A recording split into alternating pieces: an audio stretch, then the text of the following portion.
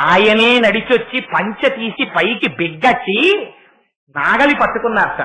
హడిలిపోయి నందీశ్వరుడు వచ్చి నాగలి మెడ మీద పెట్టుకున్నట్ట. ఆయన దున్నుతుంటే పార్వతీదేవి చూసిందిట, ఏమిటి ఇవాళ మా ఆయన పొలం దున్నుతున్నారని. పొడని తల్లి మురిసిపోయిందిట, శంకరుడు దున్నడమా అని.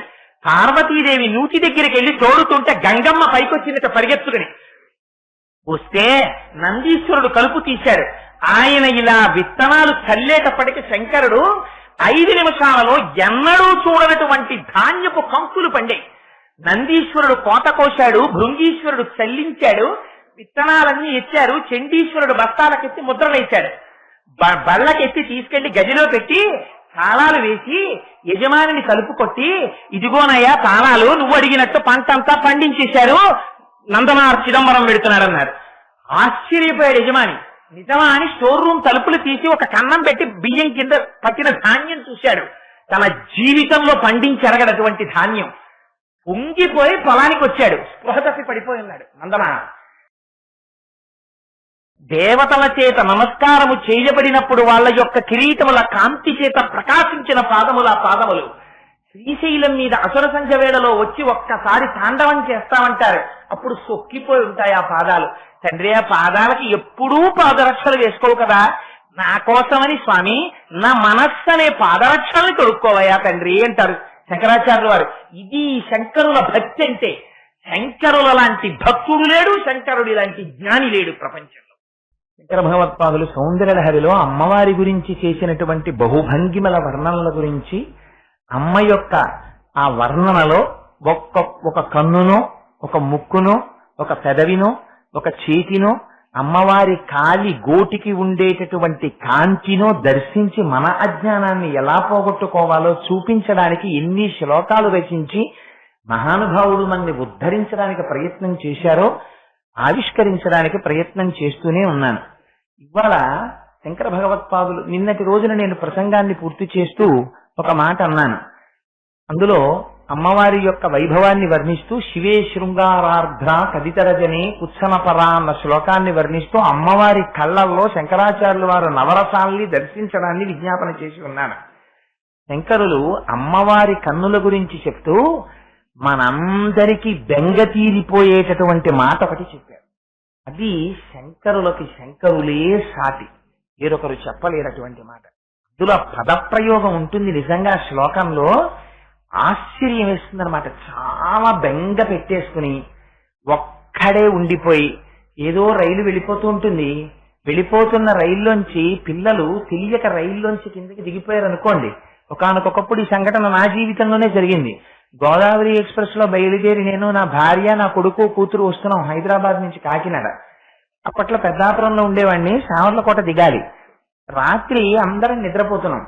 నిద్రపోతుంటే మా అమ్మాయి బెర్త్ నుంచి దిగిపోయి ఇంట్లో బాత్రూమ్కి వెళ్ళడం అలవాటు, చిన్న పిల్ల, బాత్రూమ్కి వెళ్ళడం కోసం అని చెప్పి కాజీపేట రైల్వే స్టేషన్ లో గోదావరి ఎక్స్ప్రెస్ ఆగుండగా రైల్లోంచి కిందకి దిగిపోయింది.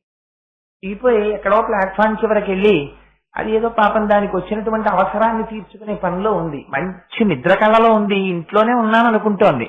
ట్రైన్ కి నాకెందుకో నిద్రలో గాఢ నిద్రలో బెర్త్ మీద ఉన్నవాణ్ణి ఏదో ప్రమాదం వస్తోంది లే అని ఎవరో వీపు మీద చరిచి లేపినట్టు అనిపించింది. దబాలన లేచి వెంటనే దృష్టి నా కూతురు లోయర్ బెర్త్ మీద లేదు అని గుర్తించాను. నా భార్యని లేపి అడిగాను, ఏదే అమ్మాయి ఏదని అడిగాను. నాకు తెలియదండి అంది. గబగబా వెళ్ళి ఆ బాత్రూమ్ తలుపు తీసి చూశాను. నా అదృష్టం లోపల బోల్ట్ చేసి ఉంటే అది లోపల ఉండిపోయింది అనుకుని ఉండేవాడిని. తలుపులు 2 తీసే ఉన్నాయి. అరే ఇక్కడ లేదు అంటే బయటకు వచ్చి చూస్తున్నాను, గ్రీన్ దీపం చూపించేస్తున్నాడు గార్డ్. బండి బయలుదేరిపోవడానికి సిద్ధంగా ఉంది. మా పాప మంచి నిద్ర కళ్ళతో లేచి అక్కడెక్కడో ప్లాట్ఫామ్కి అక్కడ నిలబడి, అలాగే నిలబడి ఇలా ఉంది కళ్ళు మూసుకుని. కంపార్ట్మెంట్ లోంచి దిగి పరిగెత్తుకుంటూ వెళ్లి పిల్లని అక్కున చేర్చుకుని పరిగెత్తుకుంటూ వచ్చి బోగీలోకి ఎక్కాను. ట్రైన్ కదిలిపోయింది. ఒక్క క్షణంలో నా కూతురు నాకు దక్కేటట్టు నిద్రపోతున్న వాణ్ణి లేపి, ఉరే నువ్వు భవిష్యత్తులో కన్యాదానం చెయ్యాలరా, ఆదమరిచి నిద్రపోతున్నావని నా ఇంట పుట్టిన అమ్మవారిని మళ్ళీ నాకు తెచ్చిచ్చిన అమ్మ ఎవరు? ఆ అమ్మ పాదాలకి నేను ఎన్ని మాటలు శిరస్సు వంచి నమస్కరిస్తే నా జీవితంలో నేను రుణం తీర్చుకోగలను. అసలు రుణం అన్న మాట నేను వాడనే వాడను. నా చర్మం ఒలిచి చెప్పులు కుట్టి మా అమ్మ పాదాలకు తొడిగినా అది తీరేది కాదు. అందుచేత అమ్మ ఇచ్చినటువంటి వైభవాన్ని అమ్మకే అంకితం చేస్తూ 4 మాటలు చెప్పానంటే, అందుచేత ఎందుకు ఈ మాట ప్రస్తావన చేశానంటే వ్యక్తిగత విషయాలు వేదిక మీద చెప్పడానికి నేను కొంచెం విరుద్ధం. అయినా ఇవాళ ఎందుకు ఆ మాట ప్రస్తావన చేశాను అంటే అమ్మ యొక్క నిర్హేతుక కృపకి ఇది తార్కాణం. సరే, అందుచేత శంకరులు అంటారు, అమ్మ నిన్ను ఎలా పొదివి పట్టుకుంటుందో తెలుసా, అన్ని కాలముల యందు కాపాడడం అంటే ఏమిటో మీకు ఒక ఉదాహరణ చెప్పడానికి ఈ మాటలు చెప్పాను. శంకరులు అంటారు, అహసూతే సౌయం తవనయన మర్కాత్మకతయా యామాం వామంతే సృజతి రజనీ నాయకతయా తృతీయాతే దృష్టిర్ధరదలిత హేమాంబుజరుచి. శంకరులకి శంకరులే సాటండి నిజంగా మాటలు వేయడానికి. సమాధత్తే సంధ్యాం దివసి నిశయోదంతరచరి. ఈ స్వరూపం కాదు నన్ను ఆనాడు నా కూతురి నాకు తెచ్చిచ్చిన స్వరూపం.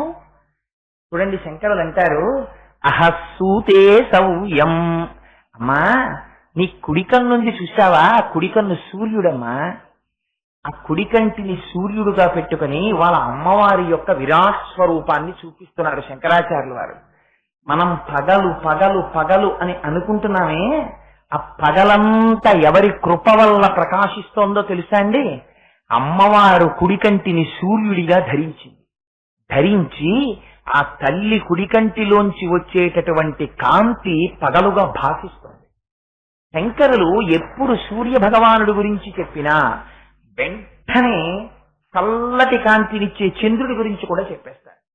అహసూతే సవ్యం తమనయన మర్కాత్మకతయా. ఆ మాటలు చెప్పడంలో అందం చూడండి. అర్కుడంటే సూర్యుడు. అమ్మ, నీ కుడికన్ను సూర్య భగవానుడై ఉందమ్మా. ప్రియామాం వామంతే. ఎడమ కన్నేమిటయ్యింది?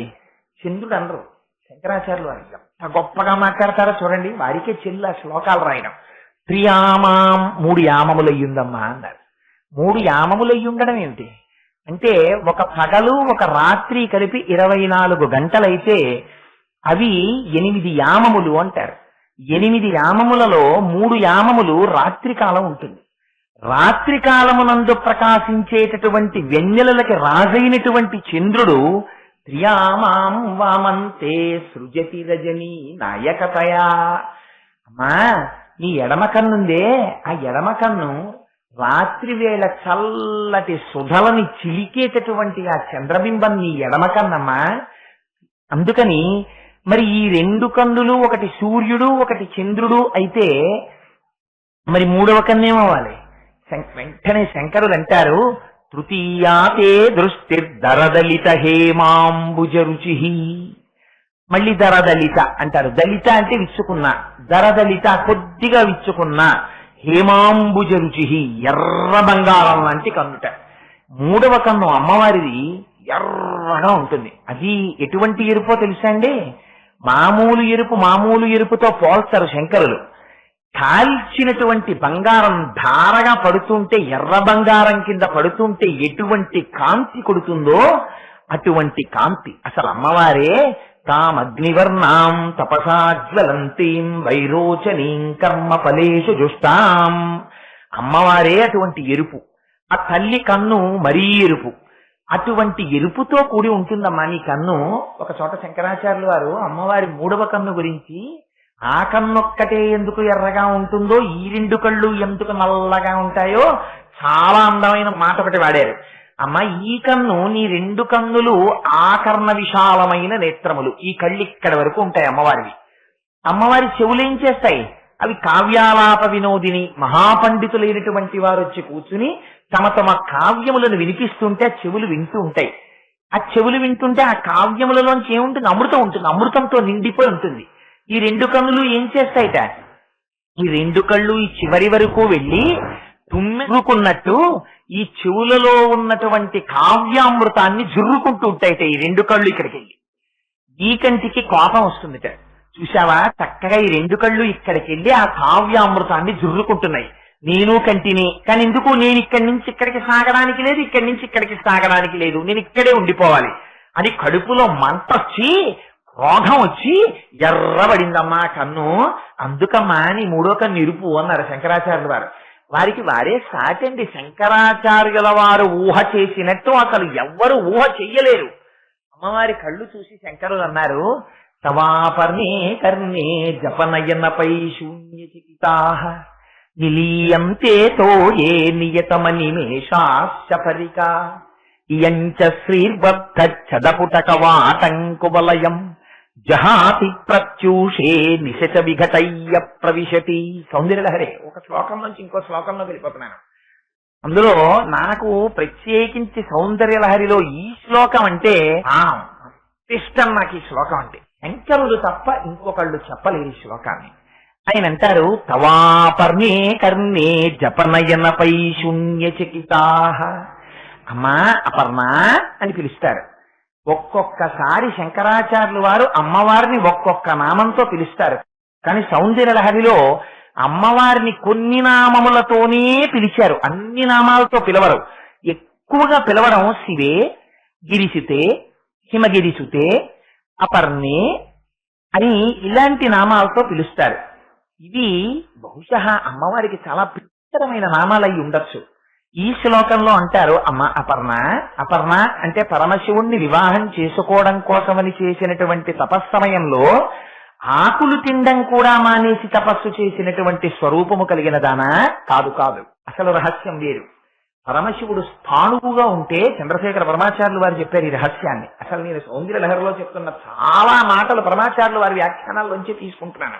స్థాణువు అంటే అసలు ఆకులు కొమ్మలు ఏమీ లేకుండా ఉండిపోయినటువంటి స్థాణు స్వరూపానికి ఆకులు లేనితనమే అమ్మవారితనం. అందుకని అపర్ణా స్వరూపం. విశాఖ కొమ్మలు లేనితనం సుబ్రహ్మణ్య స్వరూపం, అందుకని విశాఖుడని పిలుస్తారు ఆయన్ని. ఇవన్నీ శంకరుడి చుట్టూనే ఉంటాయి, అందుకని విశాఖేంద్రో కేంద్రో అంటారు. విశాఖుడని పేరు సుబ్రహ్మణ్యేశ్వర స్వామి వారికి ఉంది. విశాఖపట్టణము అని పేరు రావడం ఒకప్పుడు ఆ పట్టణంలో సుబ్రహ్మణ్యారాధన విపరీతంగా జరగడం వల్ల వచ్చింది ఆ పేరు. సరే, అందుచేత ఇక్కడ శంకరులు అంటారు, అమ్మా అపర్ణ, నీ కళ్ళని చూసిన దగ్గర నుంచి దొంగతనం చేసి చేపలు బయట తిరగడం మానేశాయమ్మా అన్నారు. అదేమిటి శంకర, చేపలకి అమ్మవారి కళ్ళకి సంబంధం ఏమిటి అని అంటారేమో అని శంకరులు ఒక గొప్ప విషయాన్ని చెప్పారు. అమ్మవారు ఎప్పుడు ఇలా కన్ను ముయ్యదు. ఎందుకని? ఉన్మేష నిమిషోత్పన్న విపన్న భువనావళి. ఆవిడే కనురెప్ప ఇలా మూసిందా లోకాలన్నీ లయమైపోతాయి. ఒకసారి చేపలన్నీ అనుకున్నాయిట, అమ్మవారిని మీనాక్షి మీనాక్షి అంటారు కదా, అమ్మవారి కళ్ళని మనతో పోలుస్తారు చేపలతోటి. అందుకని అసలు అమ్మవారి కళ్ళ యొక్క అందం ఏమిటో మనతో ఎందుకు పోలుస్తారో ఓసారి చూసుకొద్దాం అనుకున్నాయిట. చేపలన్నీ వచ్చాయిట. ఎప్పుడైతే అమ్మవారి కళ్ళతో పోలిక చేపలకుందో పుట్టింటి వైపు వాళ్ళు వస్తే తిన్నగా వంటింట్లోకి వెళ్ళిపోయినట్టు, అత్తవారి వైపు వాళ్ళు వస్తే ముందు కొంచెం పక్కనే నిలబడతారు. నిలబడి వదిన గారు అని గౌరవంగా మాట్లాడతారు తప్ప పుట్టింటి వారంత స్వతంత్రంగా లోపలికి వెళ్లరు. అదో గౌరవం. అందుచేత అలా ఉండడం నా దృష్టిలో అనిపిస్తుంది, ఒక చాలా అందం అనిపిస్తుంది నాకు. అందుచేత ఇక్కడ చేపలు అమ్మవారి కళ్ళతో పోలిక కనుక చేపలు కళ్ళ దగ్గరికి వెళ్ళి అమ్మవారి కళ్ళకి మనకి ఒకే తేడా ఉంది. అమ్మ అసలు కనురెప్ప వేయదు, మనము కనురెప్ప వేస్తుంటాం. కనురెప్ప వెయ్యకుండా ఉండగలిగినటువంటి శక్తి అమ్మవారి కళ్ళలోంచి దొంగతనం చేద్దామని దొంగతనం చేసేట. దొంగతనం చేస్తే ఏ ఇంట్లో దొంగతనం చేస్తే ఆ ఇంట్లో వాళ్ళకే కదా ముందు తెలిసేది. ఎవరికి చెప్తారు? ముందు పక్కింటి వాళ్ళకి చెప్తారు, ఏమన్నా దొంగలు పడ్డారు రాత్రి మా ఇంట్లోని. వెంటనే కళ్ళెంచేసేట చెవుల దగ్గరికి వెళ్ళి, మీకు తెలుసా రాత్రి చేపలు మాకు దగ్గరికి వచ్చి అమ్మవారి కనురెప్ప వెయ్యకుండా ఉండగలిగిన శక్తిని చేపలు దొంగిలించాయని చెవులకి చెప్పేట. ఇవి చేపలు విన్నాయిట. విని ఓహో మన బతుకు మనం చేసిన దొంగతనం ఇవాళ చెవులకి తెలిసింది, ఈ చెవులు రేపు ఇంకోటికి చెప్తాయి, లోకమంతా మన్ని చూసి చాలే పెద్దబడాయి, నువ్వు కనురెప్ప వేయకుండా ఉండగలిగిన శక్తి అమ్మవారి కళ్ళల్లో దొంగతనం చేసుకొచ్చావని రేపు పొద్దున్న అందరూ దెప్పి పొడుస్తారు పైన కనబడితే అని. అమ్మ లోకంలో పైన కనపడకుండా నీళ్ల అడుగున తిరుగుతున్నాయమ్మా చేపలు, అందుకని బయట కనపడమన్నారు. ఎంత ఊహ చేశారో చూడండి. అందుకని తవాపర్ణే కర్ణే జపనయనపై శూన్యచకితాః నిలీయంతే తోయే నియతమనివేషాశ్చపరికా ఇయంచ శ్రీర్బద్ధచ్చదపుటకవాటంకువలయం జహాతి ప్రత్యూషే విశచ విఘటయ్య ప్రవిశతి. నల్ల కలువలు అనుకున్నాయిట, మనకు కూడా గొప్ప పేరుంది కదా, అమ్మవారి కళ్ళు నల్ల కలువల్లో ఉంటాయంటారు కదా, మనం కూడా అమ్మవారి కళ్ళతో పోలుస్తారు కదా, వీళ్ళు అమ్మవారి కళ్ళ దగ్గర ఒకసారి చూసొద్దామని చెప్పి నల్ల కలువలన్నీ అమ్మవారి కళ్ళ దగ్గరికి వెళ్ళేట. వెళ్ళి అమ్మవారి కళ్ళ వంక చూసేయట, సిగ్గు పడిపోయేట. చిచ్చి, మనకి అమ్మవారికి పోలిక, ఆ కళ్ళెంత అందంగా ఉన్నాయి, ఇంకంతకన్నా పోలిక లేదు కాబట్టి బహుశా నల్ల కలువలని పేరు పెట్టారు, అంత మాత్రానికి తగుదనమ్మా అని మనమేమో వచ్చామా అని, అమ్మ నీ కళ్ళు చూశాక నల్ల కలువలకి సిగ్గేసి ఇంకా ఎప్పుడైనా తిరిగి వచ్చిన తర్వాత ఏమంటారు, ఏమేమి మీరు వెళ్ళారు కదా అమ్మవారి కళ్ళు చూసొచ్చారు కదా, మీ పోలికే అన్నారు కదా, ఏమిటి మీకు వాళ్ళకి పోలికని ఊళ్ళో ఉన్న వాళ్ళందరూ వచ్చి అడుగుతారేమోనని తగ్గట్లు ఇలా సూర్యోదయం అయ్యేటప్పటికీ తలుపులు తాళాలు వేసేసుకుని బయటికి పారిపోతుందమ్మా. అందులో ఉన్నటువంటి కాంతి మళ్ళీ ఎప్పుడు వస్తుంది, అందరూ పడుకున్న తర్వాత రాత్రి వస్తుందమ్మా, చంద్రోదయం అయిన తర్వాత అప్పుడు తాళాలు తీసి తలుపులు విప్పుకుంటున్నాయి. ఎంచపుటకవాటంకువలయం, కవాటాలు మూసేసుకుంటున్నాయిట. జహాతి ప్రత్యూషే నిశిచ విఘటయ్య ప్రవిశతి, మళ్ళీ రాత్రి అయిన తర్వాత అప్పుడు విచ్చుకుంటుంటాయిట. అందుకని ఎవరు రాత్రి కనపడరు కదా, అందుకని తలుపులు తీసుకొని లోపలికి వెళ్తుంది. నేత్రలక్ష్మి సౌభాగ్యం, కాంతి. ఏమిటి ఇందులో రహస్యం అంటే, అసలు నిజంగా చంద్రుడు ఉదయిస్తే నల్ల కలువ విచ్చుకుంటుంది రాత్రి, సూర్యోదయం అయితే ముడుచుకుంటుంది. ఇటువంటి లక్షణం తీసుకెళ్లి అమ్మవారి కళ్ళని చూసి సిగ్గుబడి రాత్రులు తెరుచుకుంటున్నాయి, పగటిపూట మూసుకుంటున్నాయి అన్నారు శంకరాచార్యుల వారు. అమ్మవారి నేత్ర సౌందర్యం గురించి శంకరులు ఎన్ని ప్రయోగాలు చేసేశారో చెప్పలేను. నిజంగా 10 రోజులు ఆ ఒక్కటే వ్యాఖ్యానం చేయొచ్చు, కానీ మనకి సమయం లేదు కనుక అంత నేను చేయలేదు. విశాల కళ్యాణి స్ఫుట రుచిరయోచ్ఛా కుబలయై కృపాధారాధారా కిమపి మధురా భోగవతిక అవంతి సృష్టిస్తే బహునగర విస్తార విజయ అని అమ్మవారి కళ్ళల్లో మహానగరాల్ని దర్శనం చేయించేస్తారు. సరే, ఇక్కడికి వచ్చేటప్పటికి ఈ శ్లోకంలో అంటారు, అహస్సూతే సౌయం తవ నయనమర్కాత్మకతయా ప్రియామాం వామంతే సృజతి రజనీ నాయకతయా తృతీయాతే దృష్టిర్ధరదలిత హేమాంబుజ రుచి. అమ్మా, నీ కుడి కన్నుందే అది సూర్యుడు, ఎడమ కన్నుందే చంద్రుడు, మరి మూడవ కన్నుందే అది హేమాంబుజ రుచి. ఎర్రటి కలువ పువ్వు ఎలా ఉంటుందో అలా ఉంటుంది ఆ కన్ను. అది కూడా ఎర్ర కలువతో పోల్చలేదు శంకరాచార్యుల వారు, బంగారు తామర ఎలా ఉంటుందో అలా ఉంటుంది. అది ఏ బంగారం? ఎర్ర బంగారంతో చేసింది, పోత పోసిన ఎర్ర బంగారపు కాంతితో ఉంటుందమ్మా అని శంకర. మరి కుడి కన్ను పగలన్నారే, ఎడమ కన్ను రాత్రి అన్నారే, మరి మూడో కన్ను ఏమిటి అంటే శంకరాచార్యుల వారితో వాదించగలమా? వెంటనే శంకర్లు అన్నారు, పగలు రాత్రే కాదు, ఇంకోటి ఉన్నాయి. ఏమిటి? సంధ్యాకాలం ఉంది. రాత్రి వెళ్ళిపోయి పగలొస్తుంటే పొద్దున్న ఉదయకాలంలో ప్రాతః సంధ్య, సాయంకాలం చీకట్లు వస్తుంటాయి, పగటి కాలం వెళ్ళిపోతూ ఉంటుంది, అప్పుడు ఉత్తర సంధ్య. 2 సంధ్యాకాలాలు ఉన్నాయి కదా, 2 సంధ్యాకాలాలు ఎర్రగానే ఉంటాయి. అందుకని ఈ 2 ఎక్కడి నుంచి వచ్చాయో తెలుసా అన్న సంధ్యాకాలాలు? ఈ 2 సంధ్యా సమాధత్తే సంధ్యాం దివస నిశయోదంతరచరీం. ఈ మూడో కన్నుంది కదా ఎర్రటి కాంతితోటి, దీని చేత ఈ సంధ్యాకాలములు వచ్చాయి అన్నారు. ఈ శ్లోకం శంకరాచార్యుల వారు ఎందుకు రాశారో మీరు బాగా తరచి ఆలోచించుకోండి. మీరు ఈ శ్లోకాన్ని అమ్మవారి పాదాల దగ్గర కూర్చొని ప్రతిరోజు తప్పులు చదవకుండా రోజు పరవశించిపోతూ అమ్మవారు పరాభట్టారికా స్వరూపం కూర్చున్నటువంటి అమ్మవారి 3 కన్నుల సౌందర్యాన్ని చూస్తూ రోజు 4-5 మాటల శ్లోకం చదువుకున్నారనుకోండి, 4-5 మాటలని నేనన్నా పొరపాటే. ఒక్క మాట మీరు చదువుకున్నారనుకోండి, ఆ శ్లోకాన్ని చదువుకుంటే ఏమవుతుంది? అమ్మవారు ఏమయ్యింది? అహస్సూతే సర్వం తవ నయనమర్కాత్మకతయా. ఒక కన్ను సూర్యుడయ్యుంది కదా, ఎడమ కన్ను చంద్రుడయ్యుంది, మూడవ కన్ను సంధ్యాకాలమయ్యుంది. కాలము ఈ 3 స్వరూపములు కాకుండా వేరొక రూపంగా ఉండే అవకాశం ఉందా?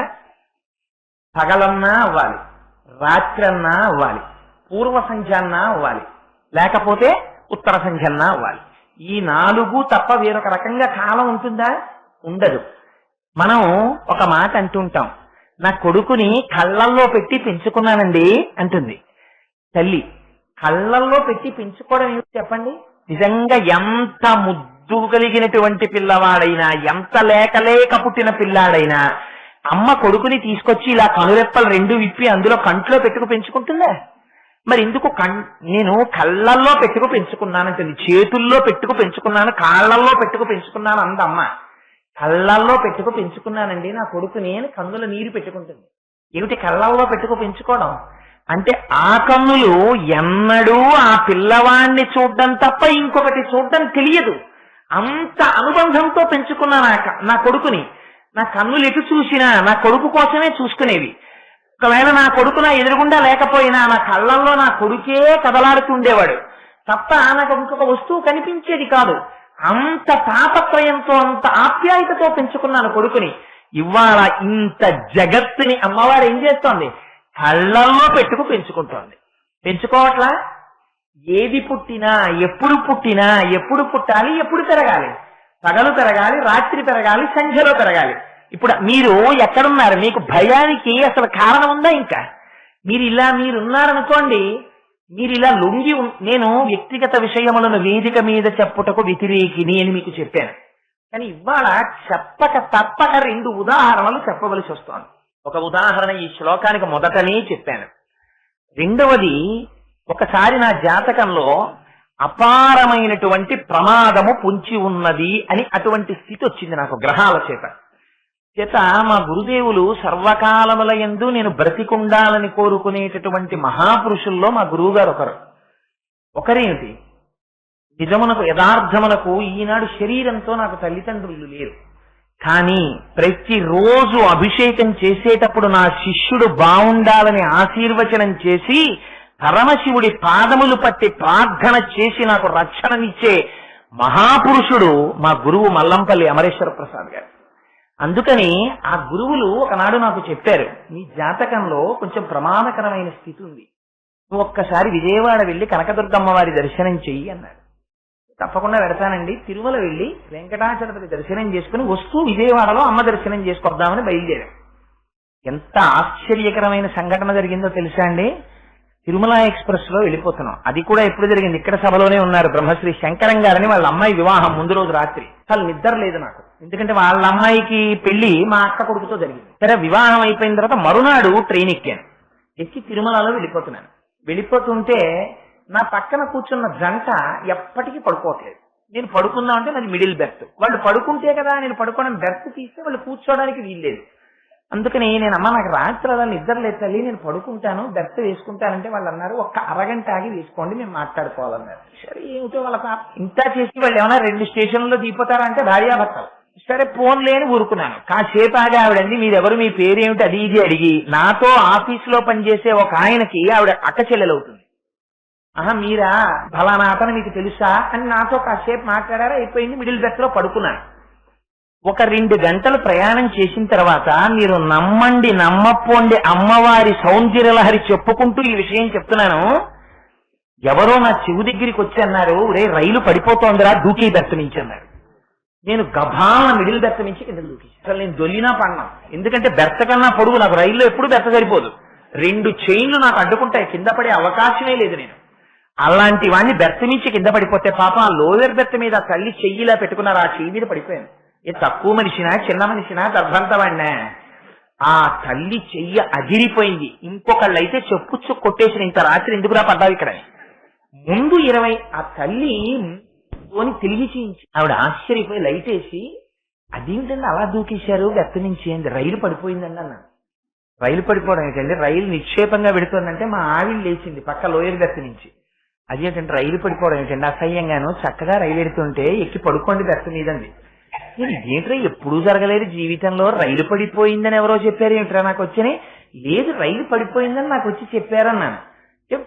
ఏమిటండి మీ అమాయకత్వం, మీకు నిద్ర లేక ఏదో వెర్రికలు వచ్చినట్టుంది, పైచ్యం ఎక్కువై పడుకోండి.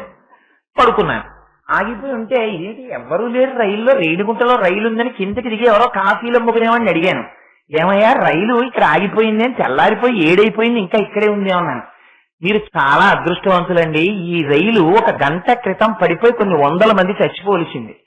అనుకోకుండా లాస్ట్ మినిట్ లో డైరెక్షన్ మార్చి గూడ్స్ వదిలేరు, ఆ గూడ్స్ మొత్తం పడిపోయింది, అందుకని ఈ ట్రైన్ ఉండిపోయిందని. కలలో రావలసినటువంటి ప్రమాదము యొక్క ఫలితమును అనుభవింపచేసేసాడు. మళ్ళీ జీవితాన్ని కటాక్షించాడు. పడిందా లేదా రైలు? పడింది. ఏ రైలు పడింది? ఈ రైలు పడినటువంటి అనుభూతిని స్వప్నంలో పొందాను. రైలు పడిందా లేదా? పడడము జరిగింది. ఎవరికీ ప్రమాదం లేకుండా గూడ్స్ పడింది. ఎంత చిత్రం చూడండి పరమేశ్వర కృప.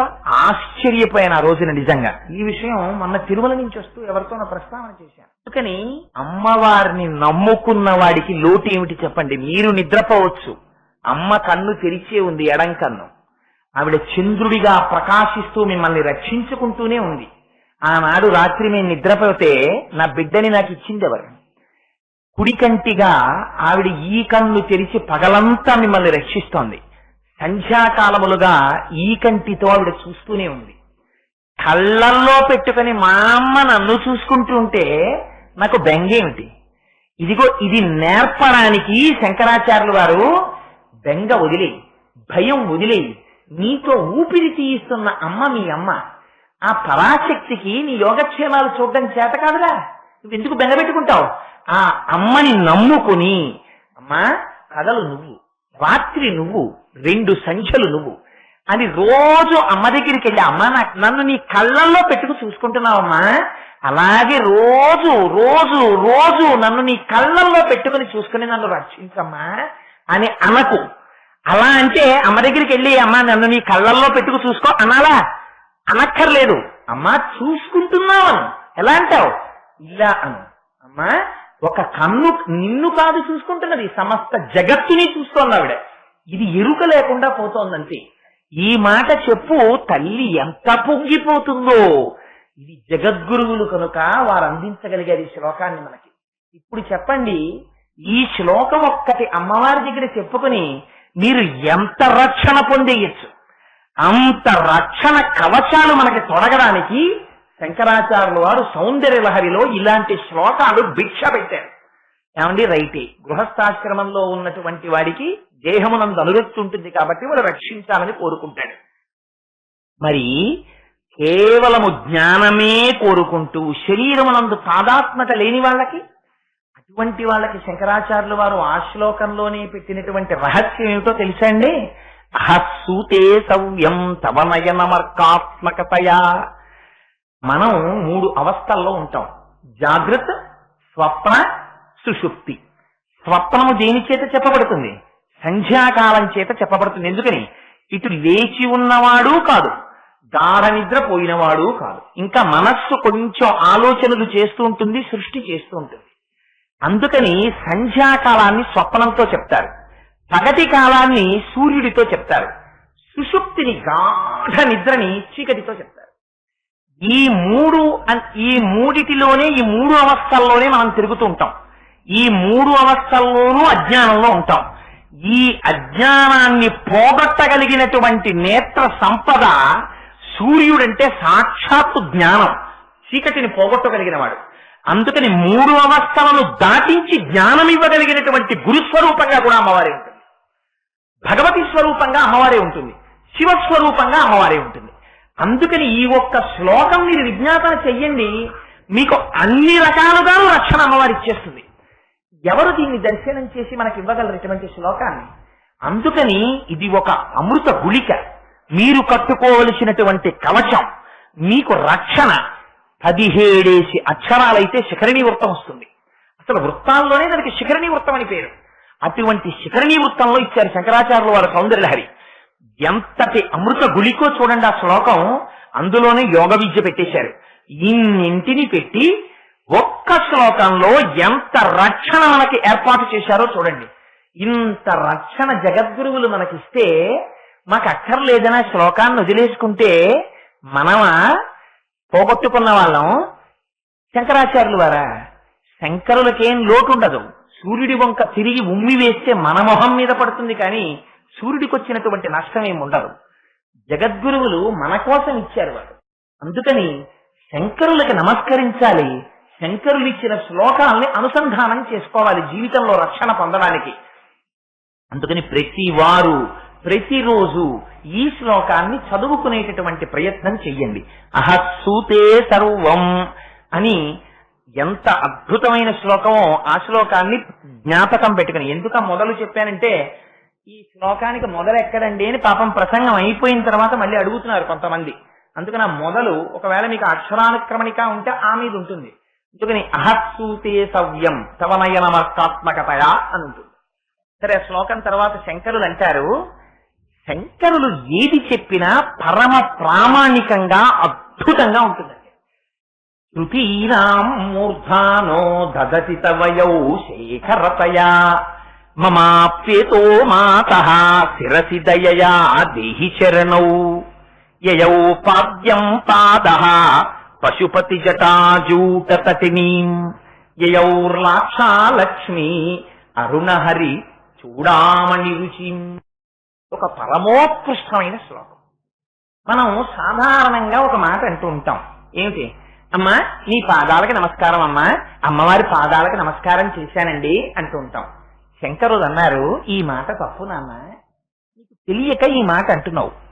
అమ్మవారి పాదాలకి నా నమస్కారం, అమ్మవారి పాదాలు పట్టుకున్నానండి నేను అంటాం కదా. మనం ఏమంటాం? అమ్మవారి పాదాలు పట్టుకున్నానండి, రోజు అమ్మవారి పాదాలు పట్టుకుని నమస్కారం చేసుకుని వస్తుంటానండి అంటాం మనం నోటి మాటగా. దీన్ని శంకరాచార్యుల వారు ఎంత గొప్పగా మాట్లాడారో చూడండి. కఠినంగా మాట్లాడారు శంకరులు, ఎంత అందమైన ఆవిష్కరణ చేశారో చూడండి. అందులో అంటారు, శృతీనాం మూర్ధానో దదతి తవయౌ శేఖరతయా. అమ్మా నీ పాదాలని ఎవరు ధరించారో తెలుసా అమ్మా? శృతీనాం మూర్ధానో, శృతులంటే వేదాలు, వేదములకు మూర్ధన్య స్థానం అంటే ఉపనిషత్తులు, దాని పేరే ఉపనిషత్తు. షద్ అంటే జీర్ణమయ్యేది, నా కానిది, ఉప సమీపములకు తీసుకెళ్లగలిగినది, అంటే కేవలము జ్ఞానభూమికలు. అటువంటి జ్ఞానభూమికలైనటువంటి ఉపనిషత్తులు, ఆ ఉపనిషత్తులలో నీ పాదములుంటాయి. ఆ పాదములు ఉపనిషత్తుల యొక్క వ్యాఖ్యానములు సప్రమాణికముగా తెలిస్తే మాకు అమ్మవారి పాదాలు దర్శనమయ్యాయనడం అబద్ధం. ఎందుకని? ఉపనిషత్తులు తెలిస్తే అమ్మవారు తెలిసిపోయినట్టు కాదు. అమ్మవారి అనుగ్రహం ఉంటే ఆనాడు నీకు అమ్మవారి యొక్క పాదాల దర్శనం. అందుకని శంకరులు అంటారు, శృతీనాం మూర్ధానో దదతి తవయౌ శేఖరతయా. అమ్మా ఉపనిషత్తులు శృతుల యొక్క మూర్ధన్య స్థానములు, అవి నిన్ను పూలగుత్తిగా నీ పాదాలని ధరించాయి. అందుకు ఆవిడికి ఉపనిషద్ వన సంచార కుశల అని పేరు అమ్మవారికి. ఆవిడ ఉపనిషత్తులనేటటువంటి వనములలో విహరిస్తుంటుంది ఆ తల్లి. అటువంటి పాదములున్నటువంటి తల్లి. నేను ఏం తెలుసమ్మా నాకు? నేను వేదం చదువుకున్నానా? నేను ఉపనిషత్తులు తెలుసుకున్నానా? ఉపనిషత్తులకి ఎన్ని రకాల భాష్యాలున్నాయో నేను చదువుకున్నానా? ఒకవేళ చదువుకున్నాను, నేను చదువుకున్నాను, నాకొచ్చు అంటున్నాను, కానీ ఇవి అమ్మవారి అనుగ్రహంతో భాషించే అనలేకపోతున్నాను కదమ్మా. ఆ భక్తి కొరవడింది కదా. కొరవడినప్పుడు ఎక్కడో వేదములు ధరించినటువంటి పుష్పగుచ్చముల వంటి నీ పాదములు నాకు ఎందుకు దర్శనం అవుతాయి? నాకు దర్శనం అవ్వవు. అంత నాకేం తెలుసని నేను నీ పాదములు పట్టుకుని నమస్కారం చేస్తానమ్మా. నీ పాదాలు పట్టుకోవడానికి అవి కనపడతాయా? కనపడవమ్మా నీ పాదాలు. కానీ నీ పాదములు నాకు కనపడతాయి. ఎక్కడ కనపడతాయో తెలుసా అమ్మా? ఎందుకు కనపడతాయో తెలుసా? నీ వల్ల కనపడతాయి. ఇది శంకరుల ప్రజ్ఞ అంటే. ఏమంటున్నారు? శృతీనాం మూర్ధానో దదతి తవయౌ శేఖరతః మమాప్యేతో మాతః శిరసి దయయౌ శేఖరతయా. అమ్మా మమ అపి, మళ్ళీ అంటారు నాకు కూడా. శంకరులు దర్శించలేదండి, అమ్మవారి స్వరూపమే శంకరాచార్యులు. మరి అట్లాంటి శంకరులు అమ్మా నాకు కూడా అనడం ఎందుకు? అమ్మా ఇప్పటికి ఎన్ని కోట్ల జన్మలెచ్చానోనమ్మా, మనందరినీ దృష్టిలో పెట్టుకుని వ్రాస్తున్నారు ఆయన శ్లోకాన్ని. వీడు రేపొద్దున్న అమ్మవారి దగ్గర ఈ మాట చెప్పుకుంటే అమ్మవారి అనుగ్రహం కలిగి ఒకనాడు అమ్మ పాదములు వీడి శిరస్సు మీద పెడుతుంది. పాదములు తల మీద ఎందుకు పెడతారో తెలుసా అండి? అదొక గొప్ప రహస్యం. గురువు దీక్ష ఇచ్చేటప్పుడు తన పాదములను శిష్యుడి యొక్క శిరస్సు మీద ఉంచుతాడు. అలా ఉంచితే ఆనాడు శిష్యుడి యొక్క సహస్రార కమలములో అపారమైనటువంటి తేజస్సు కలుగుతుంది. గురువు తనంత తాను మాత్రమే ఉంచాలి. ఆయన ఏ పడుకున్నప్పుడో పట్టుకొచ్చేసి ఆయన కాళ్ళు గమాలు ఇలా పెట్టేసుకుంటే ఆయన గురువు అయిపోడు, మీరే శిష్యుడు అయిపోరు. తనంత తాను ఆయన కటాక్షించి సంకల్పం చేసి శిష్యుడి యొక్క శిరస్సు ఉంచి ఆ శిష్యుడి శిరస్సు మీద తన పాదములను ఉంచుతాడు. శంకరులు అంటున్నారు, అమ్మ నువ్వు నీ పాదములు ఆ శృతుల యొక్క మూర్ధన్య స్థానములలో ఉంటాయి. అవి నాకు దర్శనం అవుతాయమ్మా? అవుతాయి. ఎందుకు అవుతాయో తెలుసా? మామపి నాకు కూడా అవుతాయి.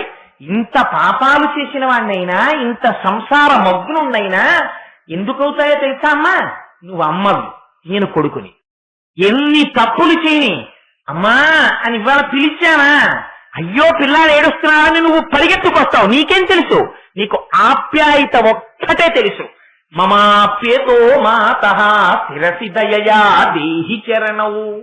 అమ్మా అందుకని ఏం చేస్తావు? నాకేమి కోరిక లేదమ్మా, నీ పాదములను తెచ్చి నా శిరస్సు మీద పెట్టు. ఇలా నీ దగ్గర కూర్చుంటాను, ఆ 2 పాదాలు నా తల మీద పెట్టు. ఆ పాదాలు పెట్టమని ఎందుకు అడుగుతున్నానో తెలుసా అమ్మా?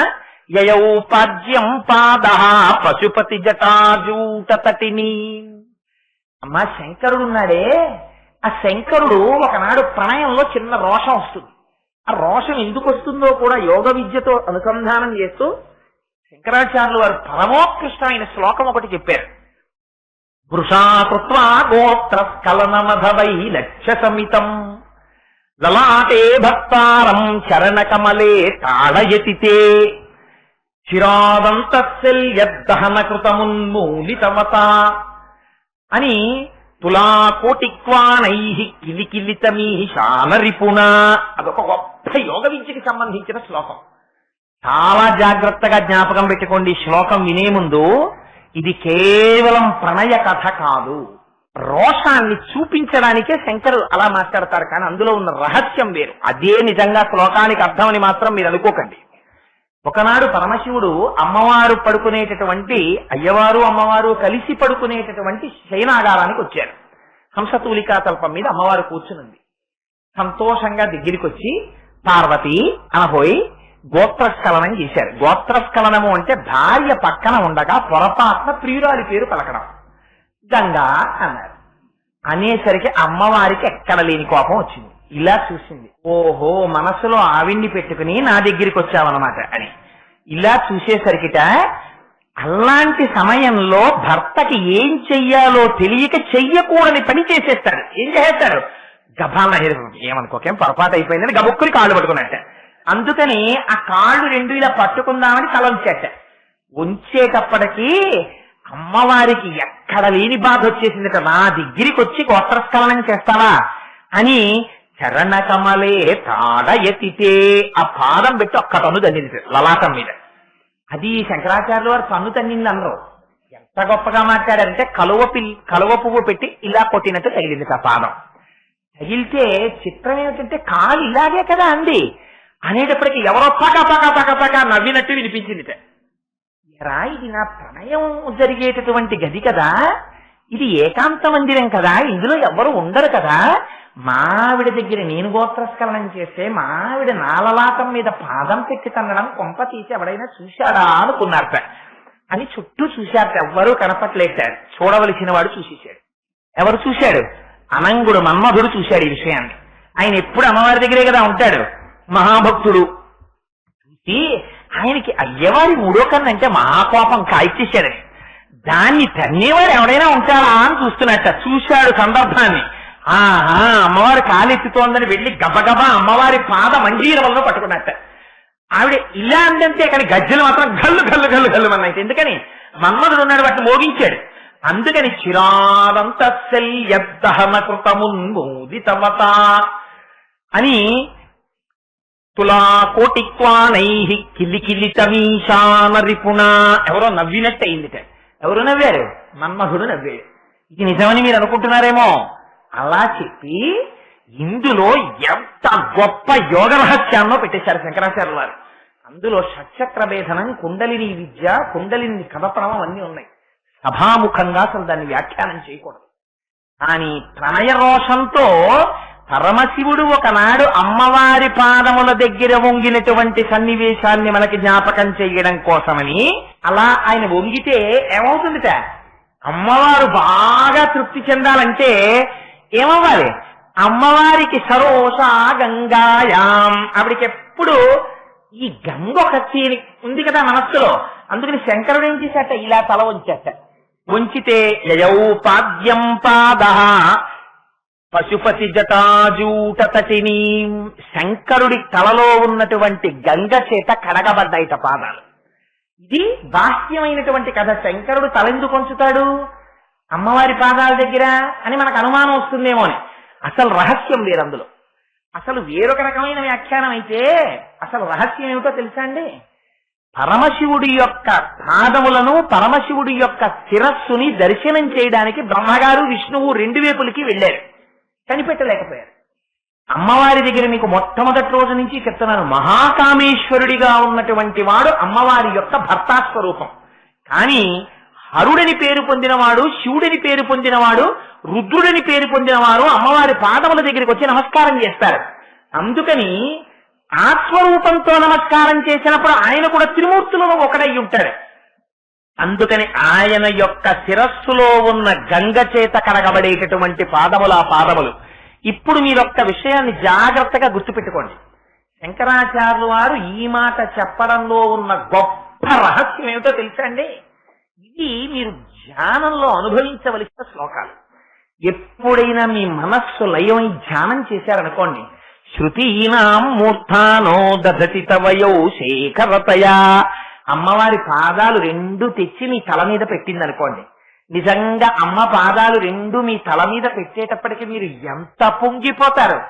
చల్లటి ఆ పాదాలు రెండు తల మీద తగులుతుంటే, అమ్మవారు కట్టుకున్న ఎర్రటి పట్టుబట్ట మీ నుదుటి మీద జీరాడుతుంటే, ఆ అమ్మవారి పాదాల మీద పూజ చేసినటువంటి పువ్వులు ఇలా పడి మీ ముఖం నుంచి కింద పడుతుంటే, ఇంతలో శివుడొచ్చి ఇలా అమ్మవారి పాదాల మీద శిరస్సు ఉంచితే పడినటువంటి గంగాజలం అమ్మవారి పాదాల మించి మీ శిరస్సు మించి ఇలా కింద కారుతున్నప్పుడు. అందుకని పశుపతి జటాజూటతటిని అక్కడతో సరిపోయిందా? అప్పుడు శివుడు ఏం చేసినట్టు? గంగతో కలిసి వచ్చి అమ్మవారికి నమస్కారం చేసినట్టు. మీకేమైంది? ఒక పక్క అమ్మవారి పాదాలు, ఒక పక్క సాక్షాత్తు శివుడు, శివుడి తల మీద గంగ. ఇవన్నీ ఎక్కడికి వస్తున్నాయి? ఇప్పుడు అమ్మవారి పాదములతో పాటు మీ పక్కకే వచ్చి నిలబడుతున్నాయి. ఇవన్నీ మీరు దర్శనం చెయ్యగలిగితే. ఇంకొక పక్కకి ఎవరు వచ్చారు? యయౌర్లాక్షాలక్ష్మి అరుణహరి చూడామణి రుచిం. శ్రీ మహావిష్ణువు కూడా అమ్మవారి కొడుకే కదా. అందుకని విష్ణుమూర్తి వచ్చారట. వచ్చి ఆయన ఏం చేశారు? యయౌర్లాక్షాలక్ష్మి. ఇది ఒక విచిత్రమైన మాట. గంగ పెట్టి శివుడు కడిగాడు పాదాలని. అప్పుడు ఆయన ఏం చెయ్యాలి? పాదాలు అమ్మవారికి కడకగానే మనం ఏం చేస్తాం? అమ్మవారి పాదాలకి లత్తుక రాస్తాం. ఆ గంధం కానీ ఆ లత్తుక కానీ అమ్మవారి పాదాలకి రాసి అలా ఎర్రటి కుంకుమ రేఖలు తీసి అటు ఇటు బొట్లు పెడితే మెరిసిపోతున్న పాదాల జంటని చూసుకుని మురిసిపోతాం. శ్రీ మహావిష్ణువు వచ్చి ఇలా నమస్కారం చేశారు అమ్మవారికి. ఆ నమస్కారం చేస్తున్నప్పుడు ఆయన మెడలో ఉన్నటువంటి కౌస్తుభ రత్నం అమ్మవారి పాదాల మీద పడి ఆ కాంచి పడి లత్తుకలా నిరిసిపోతోంది. ఇప్పుడు ఏమైంది? మీరు ఇక్కడ కూర్చుని అమ్మవారి పాదాలను ఇలా తల మీద దర్శనం చేస్తున్నారు అనుకోండి, మీకు ఇటు ఎవరు వచ్చారు? శివుడు వచ్చాడు. ఆయన తలలో గంగ ఎక్కడ పడింది? అమ్మవారి పాదాల మీద పడింది. ఆ పాదాల నుంచి ఎక్కడ పడింది? మీ శిరస్సు మీద పడింది. ఆ శిరస్సు నుంచి ఆ గంగ ఏమవుతోంది? చల్లగా తడుస్తూ ఇలా కిందకి దిగిపోతోంది. మీ బట్టలన్నీ ఆ గంగతో తడిచిపోతున్నాయి. ఇంతలో ఇటువైపు శ్రీ మహావిష్ణువు వచ్చారు. ఆయన వంగి అమ్మకి నమస్కరించారు. అమ్మ పాదాలు మెరిసిపోతున్న ఎర్రటి లొత్తుకతోటి. ఆ మెరిసిపోతున్న కంచికి ఒక గుణం ఉంది. ఇలా మీరు మూసిన బయట లైట్ వేశారనుకోండి, ఇక్కడ వెలుతురు కనబడుతుంది. ఆ కౌస్తుభమణి కాంతి మీ కన్నులలోకి ప్రసరిస్తుంది. ఆ దర్శనంతో మీరు ఒక్క 5 నిమిషాలు ధ్యానంలో కూర్చోండి. మనసు ఎంత లయమైపోయి ఎంత పాపరాశి ధ్వంసమైపోతుంది. మీరు గంగలో స్నానం చేసేసిన ఫలితం వచ్చేట్లా. యయౌర్లాక్షాలక్ష్మి, రహస్యంగా లక్ష్మీనామాన్ని వాడేశారు. లక్ష్మీ సహితుడై శ్రీ మహావిష్ణువు నమస్కరిస్తున్నారు. గంగతో పరమశివుడు నమస్కరిస్తున్నారు. శ్రీ మహావిష్ణువే వచ్చి నమస్కరిస్తుంటాయన నాభికమలంలో పుట్టిన బ్రహ్మగారు ఊరుకుంటారా? బ్రహ్మగారు వచ్చినట్టే. కోటేశ్వరరావు గారు కుటుంబం అంతటితో వచ్చారండి. వారు వారి భార్య ఇవాళ అక్కడ ఎదురుగుండా కుర్చీలు వేశారు, కూర్చున్నారు. అంటే ఇంకా నా కొడుకు గురించి చెప్పక్కర్లేదు, వాడు వచ్చినట్టే. పూజలో నా కొడుక్కి వివాహం అయ్యే వరకు ఏంటి ఆశ్రేష గోత్రోద్భవస్య కోటేశ్వరరావు శర్మనామధేయస్య సకుటుంబస్య సమాంధకస్య అంటే నా కొడుకు నా కూతురు అందరూ వచ్చేస్తారు అందులోకి. అలాగే లక్ష్మీదేవితో కలిసి శ్రీ మహావిష్ణువు వచ్చారంటే ఆయన నాభికమలంలోంచి పుట్టినటువంటి బ్రహ్మగారు వచ్చేసినట్టే, సరస్వతీదేవి వచ్చేసినట్టే, చతుర్ముఖాలతోటి 4 తలలు తగిలేటట్టుగా ఆయన ఇలా తిప్పి నమస్కరిస్తుంటారు. చల్లటి సరస్వతీదేవి వచ్చి అక్కడ నిలబడి నమస్కారం చేస్తూ ఉంటుంది. ఇప్పుడు వీళ్ళందరూ మీ చుట్టూ ఉంటారు, మీరు మధ్యలో కూర్చుని నమస్కరిస్తుంటారు. ఇన్ని శ్వాసలు ముక్కుకి గుబాళించేస్తుంటాయి. మనస్సు ఎంత ఆనందాన్ని పొందేస్తుంది చూడండి. ఈ పాదములను నేనమ్మా వెతుక్కోన పాదముల యొక్క వైభవం అటువంటిది. అటువంటి పాదాన్ని నేను పట్టుకున్నానని చెప్పనా? ఎంత అబద్ధమమ్మా. అందుకని నేను అన్నమ్మా ఆ మాట. ఆ పాదాలు నాకు ఎవరివ్వాలి? నేను పట్టుకోలేదమ్మా, నువ్వు తెచ్చి పెట్టాలి నా తల మీద. ఎందుకు పెట్టాలి? అటువంటి పాదాలు అవి శివుడి చేత నమస్కరింపబడే పాదాలు, గంగ చేత కలుగబడే పాదాలు, శ్రీ మహావిష్ణువు చేత నమస్కరింపబడే పాదాలు, కౌస్తుభ మణి చేత ప్రకాశించే పాదాలు. ఆ పాదాలు నా తల మీదకి ఎందుకు వస్తాయి? నేను మహాపాపిష్టివాణ్ణి. ఎందుకు పెడతావు అమ్మా నా తల మీద పాదాలు? నువ్వు పెట్టి తీరుతావు. ఎందుకు పెడతావో తెలుసా అమ్మా? నువ్వు తల్లివి కనుక, నేను కొడుకుని కనుక. నేనేమన్నాను ఇవాళ వచ్చి అమ్మా అని పిలుస్తున్నాను. మామపి అమ్మా, ఇన్నాళ్ళు తప్పిపోయి తిరిగానమ్మా, ఆకలితో ఇంటికి వచ్చానమ్మా, అన్నం పెట్టవా అని పిల్లాడమ్మని అడిగితే నేను పెట్టను అంటుందా అమ్మ? పెట్టేస్తుందే. అమ్మ తెలియక ఇన్నాళ్ళు జగత్తుని పట్టుకు తిరిగానమ్మా, నీ పాదాల వైభవం తెలిసింది. నీ ఇంటికి వచ్చానమ్మా, నా ఇంటికి వచ్చాను మా అమ్మ దగ్గరికి. అమ్మా నీ పాదాలు నా తల మీద పెట్టమ్మా, నీ కొడుకునమ్మా, నువ్వు మా అమ్మవి. శంకరుడు శివానంద లహరిలో అయితే ఇంకా గొప్ప ప్రయోగం చేశారు. స్వామి, నువ్వు తాండవం చేస్తూ ఉంటే నీ కాళ్ళ కింది పువ్వులేసేవాడు లేడా తండ్రి? ఎందుకంత కఠినమైన శిలల మీద తాండవం చేస్తావు? ఓహో, నాకు అర్థమైంది తండ్రి. రాబో కాలంలో కలియుగంలో ఆదిశంకరాచార్యులు వారు పుడతారు. ఆయన మనస్సు చాలా కఠినం, రాయిలో ఉంటుంది. నా మనస్సు మీద నిలబడు, నా మనస్సులో నిలబడు అంటాడు. అప్పుడు నిలబడడానికి రాళ్ల మీద నిలబడడం అలవాటు చేసుకోవాలని కైలాసం మీద తాండవం చేశావా తండ్రి అన్నారు. శంకరుల మనస్సా కఠినం. ఎంత గొప్ప భక్తి అండి శంకరాచార్యులు వారిది. నిజంగా ఒక సందర్భం తలుచుకుంటే చాలు. వక్షస్థాడనమంత కస్య కఠినాపస్మార సంవర్ధనం బుభృత్ పర్యటనం నమత్సురశిర కోటీర సంఘర్షణం కర్మేదం మృదులస్య తావక పదద్వందస్య గౌరీపతే మచ్చేతో మణిపాదుకా విహరణం శంభో సదాంగీకురు అంటారు. అని ఆ రోజున నీ యొక్క శివలింగాన్ని కౌగులించుకుని మార్కండేయుడు స్తోత్రం చేశాడు. నా ఉసురు తీయగలిగిన వాడెవడరా? చంద్రశేఖర చంద్రశేఖర చంద్రశేఖర పాహిమాం చంద్రశేఖర చంద్రశేఖర చంద్రశేఖర రక్షమాం అని అన్నా కూడా వినకుండా నా విధి నేను నిర్వర్తిస్తున్నానని యమధర్మరాజు గారు వచ్చి పాశం వేశారు. వేస్తే మార్కండేయుడి మెడతో పాటు ఆ పాశం శివలింగానికి పడింది. మొదటి కోపం ఎవరికి వస్తుంది? నా భర్త శివలింగం మీదకి ఎవడురా పాశం వేసిన వాడని చూసింది తల్లి. అందుకని ఎడం పాదంతో తన్నింది వక్షస్థలం మీద. ఒక్కసారి కంచె విరుచుకు పడిపోయాడు యమధర్మరాజు గారు. ఆ రోజున పడిపోయి పరిగెత్తుకుంటూ తన లోకానికి వెళ్లి సింహాసనం మీద కూర్చుని భటుల్ని పిలిచి, ఒరే, ఎవడైనా శివనామం చెప్పే అలవాటు ఉన్నవాడుంటే అంత్యకాలమునందు మీరు వెళ్లి చిగురు కాకులతో వాడి పాదములకు ఉన్నటువంటి మట్టి పట్టుకురండి, నా కిరీటం మీద జల్లుకుని మీ కిరీటాల మీద చల్లుతాను, వాడి జోలికి మీరు వెళ్ళకండి అని చెప్పాడు. అందుకని తండ్రి ఆ రోజున ఏమన్నాడయా మార్కండేయుడు? చంద్రశేఖర చంద్రశేఖర చంద్రశేఖర పాహిమాం అని ఒక్క మాట అంటే మురిగిపోయి తండ్రి నీ పాదంతో తండేశావు. ఆ రోజున కాలు ఎంత నొప్పి పెట్టిందో.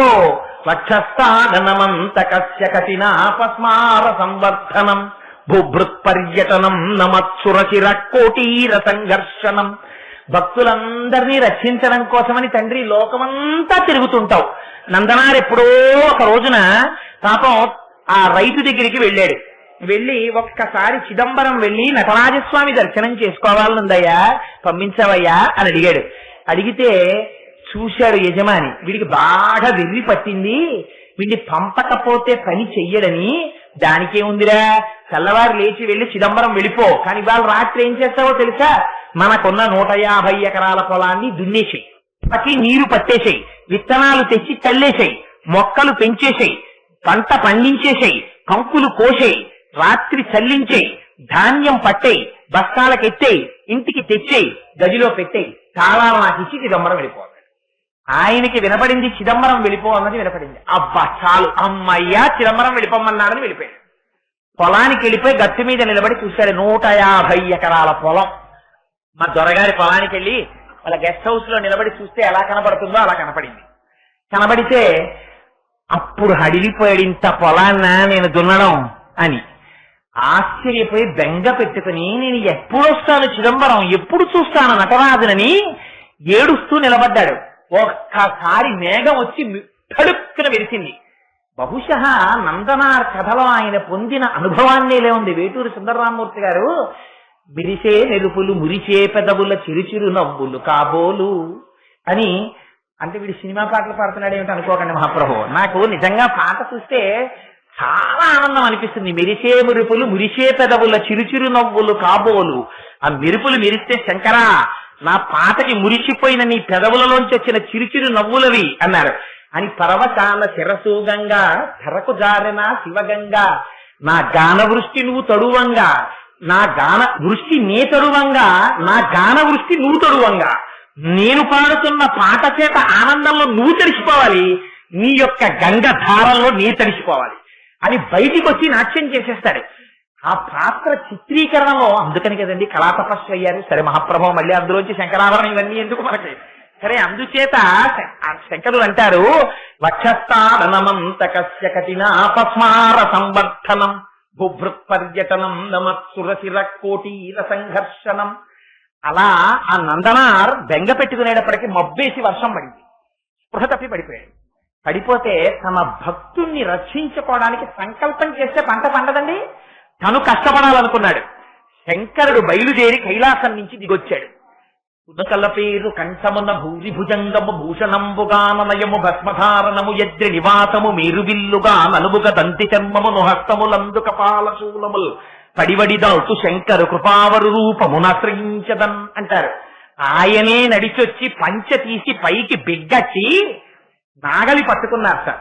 హడిలిపోయి నందీశ్వరుడు వచ్చి నాగలి మెడ మీద పెట్టుకున్నట్ట. ఆయన దున్నుతుంటే పార్వతీదేవి చూసిందిట, ఏమిటి ఇవాళ మా ఆయన పొలం దున్నుతున్నారని పొడని తల్లి మురిసిపోయిందిట. శంకరుడు దున్నడమా అని పార్వతీదేవి నూతి దగ్గరికి వెళ్ళి తోడుతుంటే గంగమ్మ పైకొచ్చిందిట పరిగెత్తుకుని. వస్తే నందీశ్వరుడు కలుపు తీశాడు. ఆయన ఇలా విత్తనాలు చల్లేటప్పటికి శంకరుడు 5 నిమిషాలలో ఎన్నడూ చూడనటువంటి ధాన్యపు కంకులు పండాయి. నందీశ్వరుడు కోత కోశాడు, భృంగీశ్వరుడు చల్లించాడు, విత్తనాలన్నీ ఎత్తారు. చండీశ్వరుడు బస్తాలకెత్తి ముద్రలేశాడు. బళ్ళకెత్తి తీసుకెళ్లి గదిలో పెట్టి తాళాలు వేసి యజమానిని కలుపు కొట్టి, ఇదిగోనయ్యా తాళాలు, నువ్వు అడిగినట్టు పంట అంతా పండించేశారు, నందనార్ చిదంబరం పెడుతున్నారన్నారు. ఆశ్చర్యపోయాడు యజమాని. నిజమా అని స్టోర్ రూమ్ తలుపులు తీసి ఒక కన్నం పెట్టి బియ్యం కింద పట్టిన ధాన్యం చూశాడు. తన జీవితంలో పండించెరగనటువంటి ధాన్యం. పొంగిపోయి పొలానికి వచ్చాడు. స్పృహ తప్పి పడిపోయి ఉన్నాడు నందనార్ ఇవాళ నుంచి నువ్వు సేవకుడవు కావు, నేను యజమానిని కాదు, నువ్వు నా తమ్ముడివిరా నాయన, ఇద్దరం కలిపి పండించుకుందాం, నువ్వు మహాభక్తుడివిరా, నీ కోసం శంకరుడి దిగి వచ్చాడు అని కౌగిలించుకున్నాడు. ఆ చిదంబరం వెళ్ళాడు. సరే అదంతా వేరే కథ జరిగింది. ఆఖరణ ఆ నటరాజస్వామిలోకి ఐక్యం అయిపోయాడా లేదా? తండ్రి భక్తుల్ని రక్షించడానికి ఎన్నిసార్లు వచ్చావయ్యా నువ్వు ఇంత కష్టపడి? దేవతల చేత నమస్కారము చేయబడినప్పుడు వాళ్ళ యొక్క కిరీటముల కాంతి చేత ప్రకాశించిన పాదముల పాదములు శ్రీశైలం మీద అసుర సంఖ్య వేళలో వచ్చి ఒక్కసారి తాండవం చేస్తామంటారు. అప్పుడు సొక్కిపోయి ఉంటాయి ఆ పాదాలు. తండ్రి ఆ పాదాలకి ఎప్పుడూ పాదరక్షలు వేసుకోవు కదా, నా కోసమని స్వామి నా మనస్సు అనే పాదరక్షల్ని తొడుక్కోవయ్యా తండ్రి అంటారు శంకరాచార్యుల వారు. ఇది శంకరుల భక్తి అంటే. శంకరుల లాంటి భక్తుడు లేడు, శంకరుడి లాంటి జ్ఞాని లేడు ప్రపంచంలో. అందుచేత అదిగో అటువంటి భక్తి ఉన్నవారు కనుక శంకరులు అంటారు, అమ్మా నీ పాదములు అటువంటి పాదములమ్మా, పాదములు రమ్మంటే వస్తాయా? ఎందుకు వస్తాయి? నువ్వు అమ్మవి, నేను కొడుకుని. ఏమొచ్చి అడిగాను? అమ్మా అన్నాను. అమ్మా నీ పాదాలు నా తల మీద పెట్టవా అమ్మా అని అడిగాను. పెట్టవా? కొడుకుని. ఏం చేస్తావు? రానానా అని దగ్గర కూర్చోపెట్టుకుని పిలవడంలో కల్తీ లేకుండా ఉండాలి. అమ్మా అని నిజాయితీగా పిలిచారా, అమ్మ పాదాలు ఇక్కడ పెడుతుంది. ఏమిటి వైభవం నేను పొందేది? ఇది నీ వైభవం. యయౌ పాద్యం పాద పశుపతి జటాజూటపతిని. ఆ శంకరుడి తలలోని గంగ అమ్మ పాదాల మించి, నీ శిరస్సు మించి, నీ ఒంటి మించి కారిపోతుంది. చావుడు నీకు శ్రీ మహావిష్ణువు వచ్చి నమస్కరించిన కౌస్తుభ కాంతి అమ్మ పాదముల నుంచి నీ మీద ప్రకాశిస్తుంది. బ్రహ్మ సరస్వతులు ఇద్దరూ వచ్చి పక్కన నిలబడితే వారి మించి వచ్చే గాలి సరస్వతీదేవి మించి వచ్చేటటువంటి వాయువుని నువ్వు పీల్చగలుగుతావు. ఇంత అదృష్టం ఎక్కడి నుంచి వచ్చిందమ్మా? నీ పాదములలోంచి వచ్చింది. ఆ పాదములు నాకు ఎందుకు దర్శనం అవుతాయమ్మా?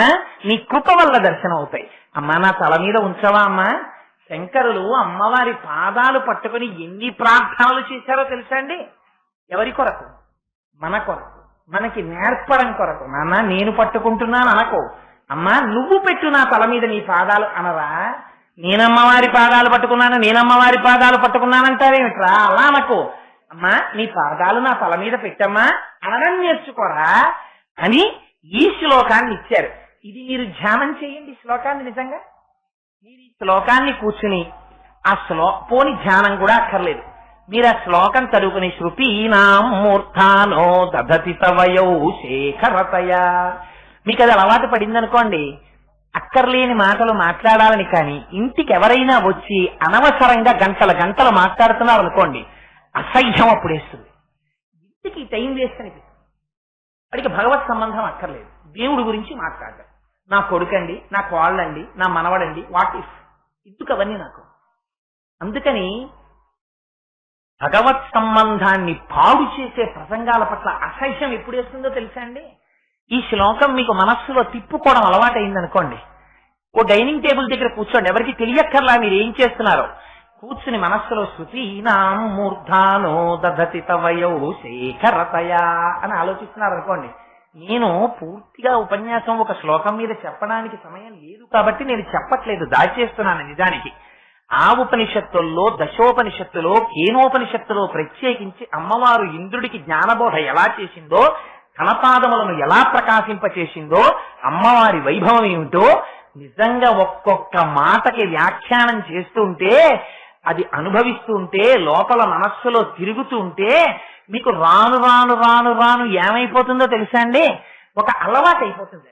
అలవాటు అయిపోయి అంతకన్నా భిన్నంగా ఇంకొక విషయం నందు వెళ్ళాలంటే విసుగ్గా ఉంటుంది. ఎందుకు వచ్చిన అల్లరి మనకు అవన్నీ ఏమిటి? మనకి ఏం భిక్ష పెడతాయి? దేనికవి? హాయిగా ఒక్క శ్లోకం శివానంద లహరిలోంచి ఒక్క శ్లోకం తలుచుకుంటూ కూర్చుంటే ఎంత బాగుంటుంది. వీళ్ళు మాట్లాడలేరా? అది ఎంతసేపు ఇరిగింటమ్మా, పొరిగింటమ్మా, వెనకింటమ్మా, ముందింటమ్మా, అన్నం పెట్టనా, నీళ్ళెట్టనా, ఎందుకు వచ్చింది ఈ ప్రసంగాలు అని మీకే అనిపించేటట్టుగా మనస్సుని లయం చెయ్యగలిగిన శ్లోకాలు ఇచ్చారు శంకరులు. ఇవి ఎవరిస్తారు? జగద్గురువులు కనుక లోకమునందు వారికి ఉండేటటువంటి అపారమైన కారుణ్యముతో శంకరులు పెట్టిన భిక్ష సౌందర్యలహరి శ్లోకాలు. అందుచేత శంకరులు ఇంకొక శ్లోకంలో అంటారు, ఇవన్నీ మీరు అనుభవించవలసినవి. అయ్యో ఇవాళతో ప్రసంగం అయిపోతుంది అని బెంగ నాకు, అందుకని ఏదో చెప్పేయాలని తాపత్రయం. ఇంకొక శ్లోకంలో అంటారు శంకరులు, కదాకాలే మాత కదయ కలితాలక్తకరసం పిబేయం విద్యార్థి తవ చరణ నిర్ణీజన జలం ప్రకృత్యా మూకానామపి చ కవితా కారణతయా కథా దత్తే వాణి ముఖ కమలతాం మూలరసతాం. ఈ శ్లోకాన్ని నిజానికి చదువుకునేటటువంటి పిల్లలందరూ అమ్మవారి దగ్గర చెప్పుకోవాలి. శ్లోకాలు ప్రార్థమునకు నాకైతే అనిపిస్తుంది, మనస్సు అంతగా వికసించినటువంటి వాళ్ళు, లేదా కొద్దిగా మూగితనం, సరిగ్గా మాట పలకలేనితనం, ఇలాంటి అవకరాలు ఉన్నవాళ్లు కూడా ఈ శ్లోకాలని రోజు చెప్పుకుంటే అమ్మ కృప కలిగి వాళ్ళకి అనుగ్రహం వారి యందు ప్రసరిస్తుంది అనిపిస్తుంది. ఇందులో శంకరుల గొప్పతనం చూడండి. నేను ఇలా చేశాను అన్నారు శంకరాచార్య వారు. ఆయన వినయం చూడండి. ఆ శ్లోకాలు చెప్పడంలో మీరు ఏమిచ్చి శంకరాచార్యులు వారి రుణం తీర్చుకుంటారండి? అది నిజంగా అటువంటి శంకరులకి నేను గుడి కడతాను అని సత్యనారాయణ రెడ్డి గారు అనడం ఎన్ని తరాల పుణ్యం. నిజంగా శంకరులకి గుడి కట్టడం అంటే జరిగే పనే అండి?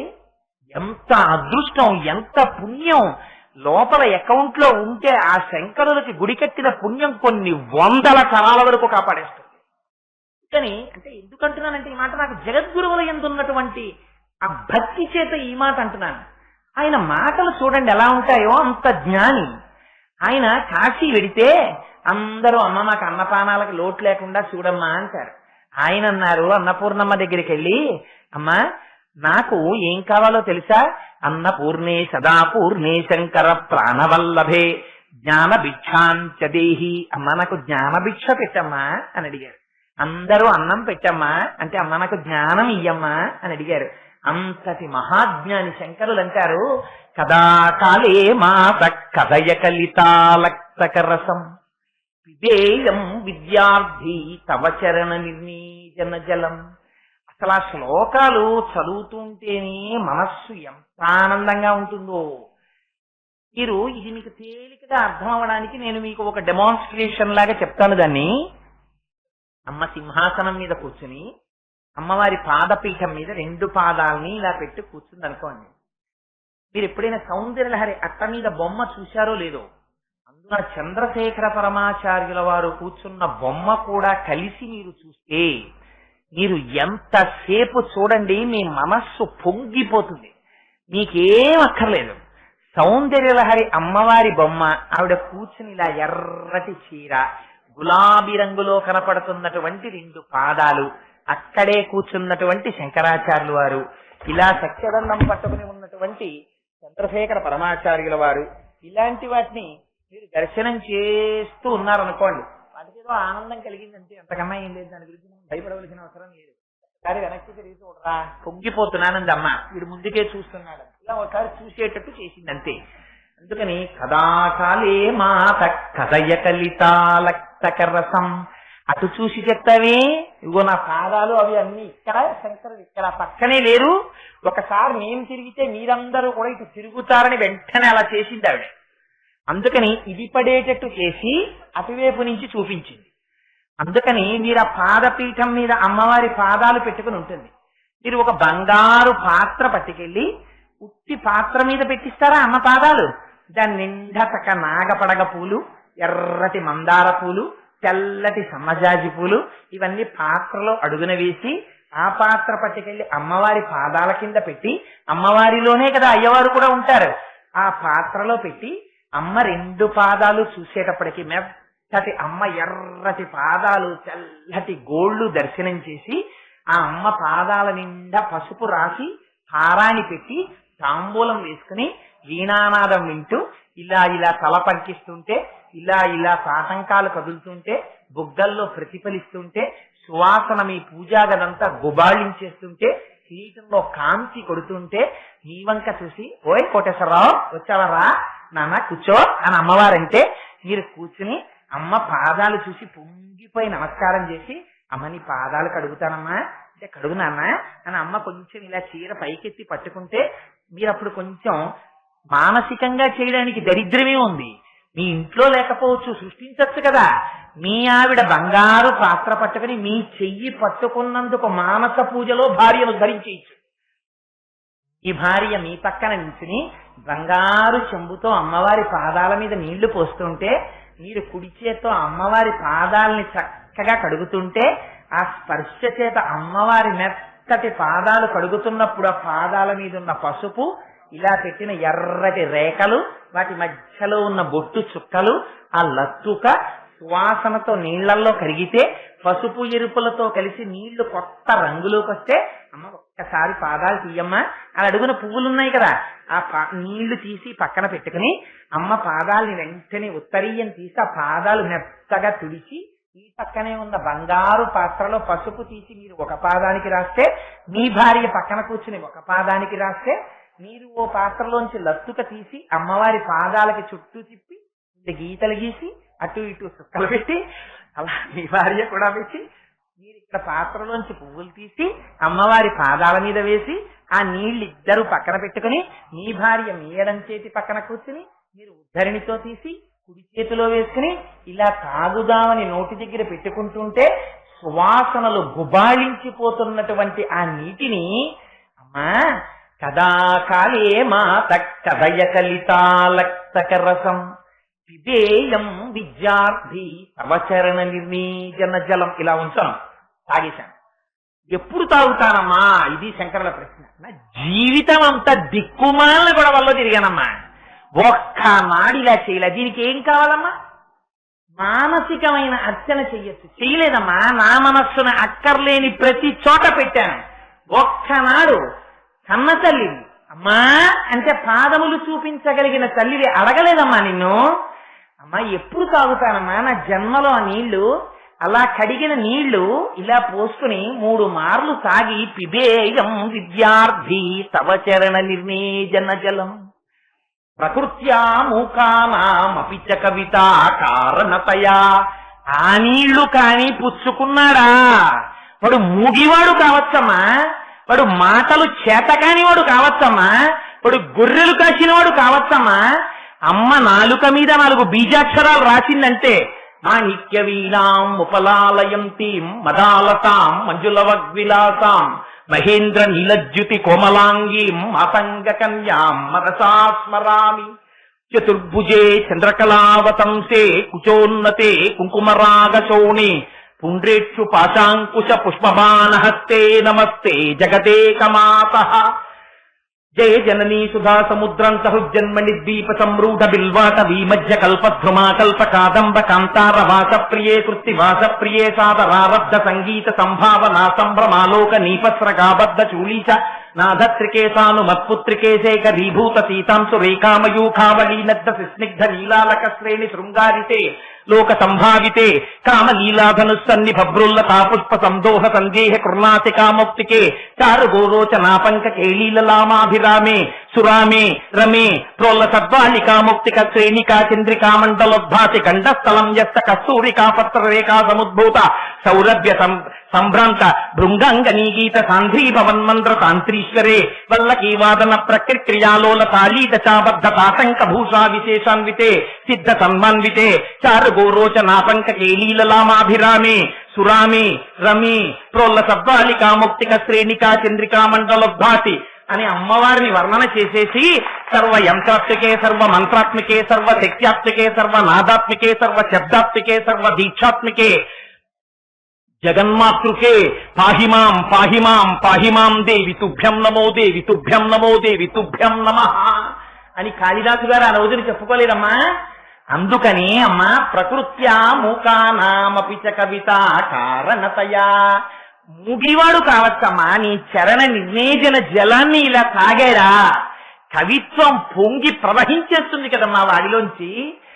అది ఆ నీళ్లు ఎటువంటి నీళ్ళమ్మా? ఆ నీళ్లు ఒక్కసారి నీ పాదములు కడిగిన నీళ్లు అవి ప్రకృత్యా మూకానామపి చ కవిత కారణతయా కథా దత్తే వాణి ముఖ కమలతాంబూల రసతాం. అమ్మా నీళ్లు ఎటువంటి నీళ్ళో తెలుసా?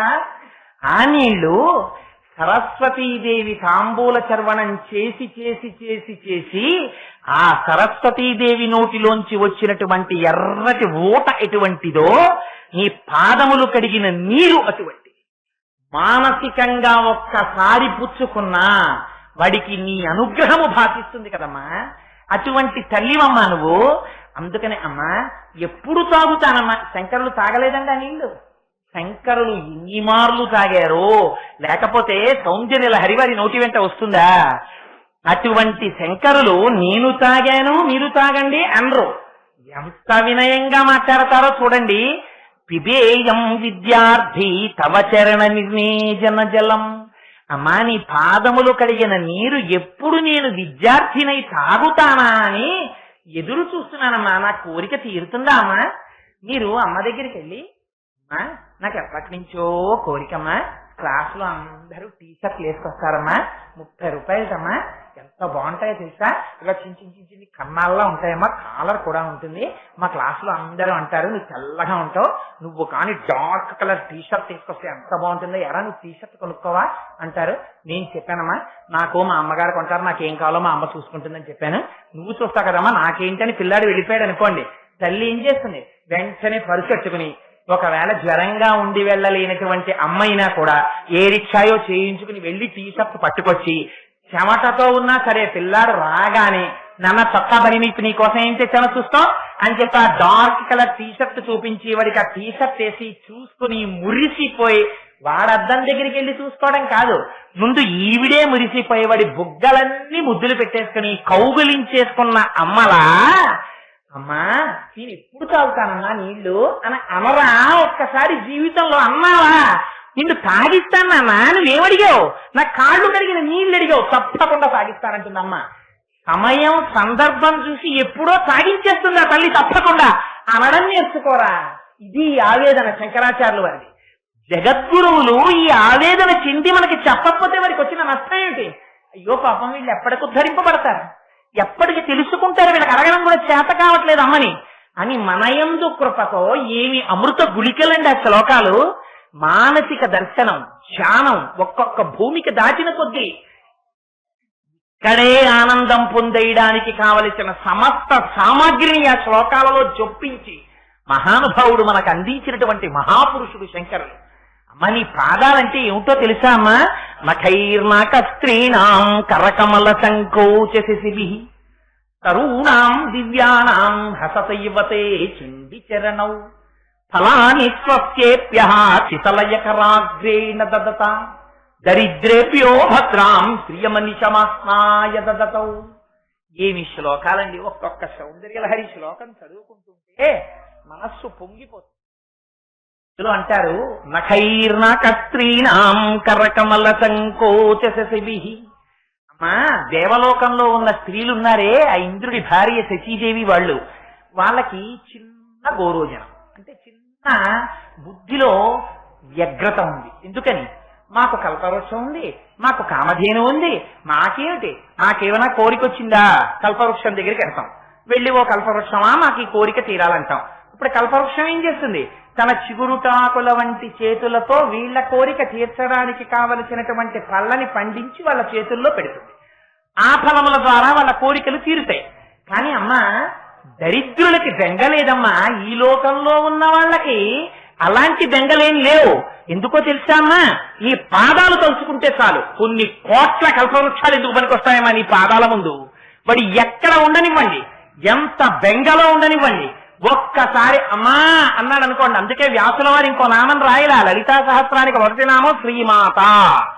అమ్మలో ఉన్న గొప్పతనం ఏమిటో తెలుసా అండి? అమ్మ నామం నాకు జ్ఞాపకం రాలేదండి మీరు అనక్కర్లేదు, అమ్మా అంటే చాలా ఆవిడే పలుకుతుంది. దూర్చటి అమ్మని అడిగాడు, ఎంత భక్తో చూడండి. అమ్మా అయ్యయ్యటంచు ఎవ్వరిని నేనన్నం శివా నిన్నేను సుమి నీమది తల్లిదండ్రుల కంచును చూడగా బోకు నాకిమ్మై తల్లియు తండ్రియన్ గురుడు నీవే కాక సంసారపు చిమ్మంచి కటి కప్పకొండ కనుమా శ్రీకాళహస్తీశ్వర. అమ్మా నాన్నగారండి, అమ్మా నాన్నగారండి అని నేను ఎవరినన్నా అంటుంటాను కదా, ఎవరన్నా కనబడితే అమ్మా అని మాట్లాడుతుంటాను. అప్పుడు నేను ఓయ్ నువ్వు వాళ్ళతో మాట్లాడుతున్నావు అని అనకే అమ్మా. నేను ఇప్పుడెప్పుడు అమ్మా అమ్మా అన్నా కూడా ఆ మాట అమ్మా నిన్నేనమ్మా, మా అమ్మవి కాబట్టి నిన్నంటున్నాను.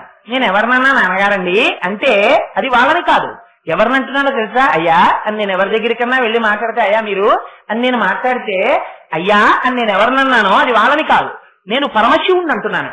అందుకని నేను ఇప్పుడెప్పుడు ఆ మాటలన్నా నువ్వు వాళ్ళతో అన్నావు మా గురించి అనలేదు అని అనకు స్వామి, నీ గురించే అంటున్నట్టు లెక్కేసేసుకో, వేసేసుకుని నన్ను ఉద్ధరించి సంసారపు చీకటి నన్ను కప్పకుండా కాపాడేసేయి. దూర్జటి గడుసుతనం చూడాలి భక్తిలో. శంకరాచార్యుల వారిని అనుకరించాడు. శ్రీశైలేశు భజించునో యభవు కాంచీనాథు సేవించునో కాశీవల్లభు కల్వబోతున మహాకాళేశు పూజించునో నా శీలం బనువైన మేరువణుచున్ రక్షింపవే నీ కృపా శ్రీ శృంగార విలాస హతములచే శ్రీకాళహస్తీశ్వర అంటాడు. నేను శ్రీశైలం ఏం వెళ్ళలేదు, నేను కాశీ వెళ్ళలేదు, నేను ఏదో ఇంకో క్షేత్రానికి వెళ్ళలేదు.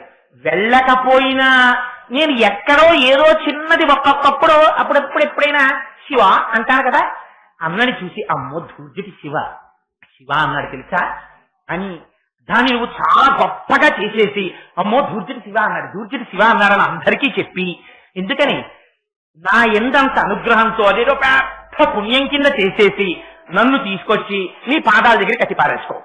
అదేంటి అలా ఎందుకు చెయ్యాలి నీకు? నేను నువ్వెప్పుడో శివ అంటావా అంటే అమ్మో శివ అన్నాడు శివ అన్నాడని నేను నీ పాదాల దగ్గర పెట్టేసుకోవాలా? ఎందుకు పెట్టుకోవాలి అంటావేమో. నీకో మాట చెప్పనా శంకర, ఎంత గడుసుతనంగా మాట్లాడారో చూడండి దూర్జటి. ఆయన అన్నారు, అమ్మా నేను పాలుంబువ్వయు పెట్టరా కుడువరా పాపన్న లేయన్న రమ్మంచు వచ్చిన అరిటి పండ్లు కొనితే లేకున్నన్ ఒల్లనంటే తల్లిదండ్రులప్పుడు అట్లే తెచ్చి వాత్సల్య లక్ష్మీ లీలావచనంబులన్ కుడుపరా శ్రీకాళ హస్తీశ్వర. తండ్రి, అమ్మ తిరుగన్నం కలుపుతుంది చేతిలో, కలిపి బంగారు గిన్నెలో పట్టుకుని నాన్న అన్నం తినరా, నాన్న అన్నం తినరా అంటే వీడు మూతి అని ముడుచుకుంటాడు. ఒక్క ముద్ద తినరా, అదిగో చందమామ చూడరా ఆకాశంలో. అమ్మల కన్నా రచయిత్రులు ప్రపంచంలో ఎక్కడా ఉండరు. వాళ్ళు పిల్లలకి అన్నం తినిపించడానికి ఎన్ని కథలల్లేస్తారో చెప్పలేను. అక్కర్లేని అన్ని విషయాల్లోనూ వాళ్ళు ఆనందం పొందేస్తారు.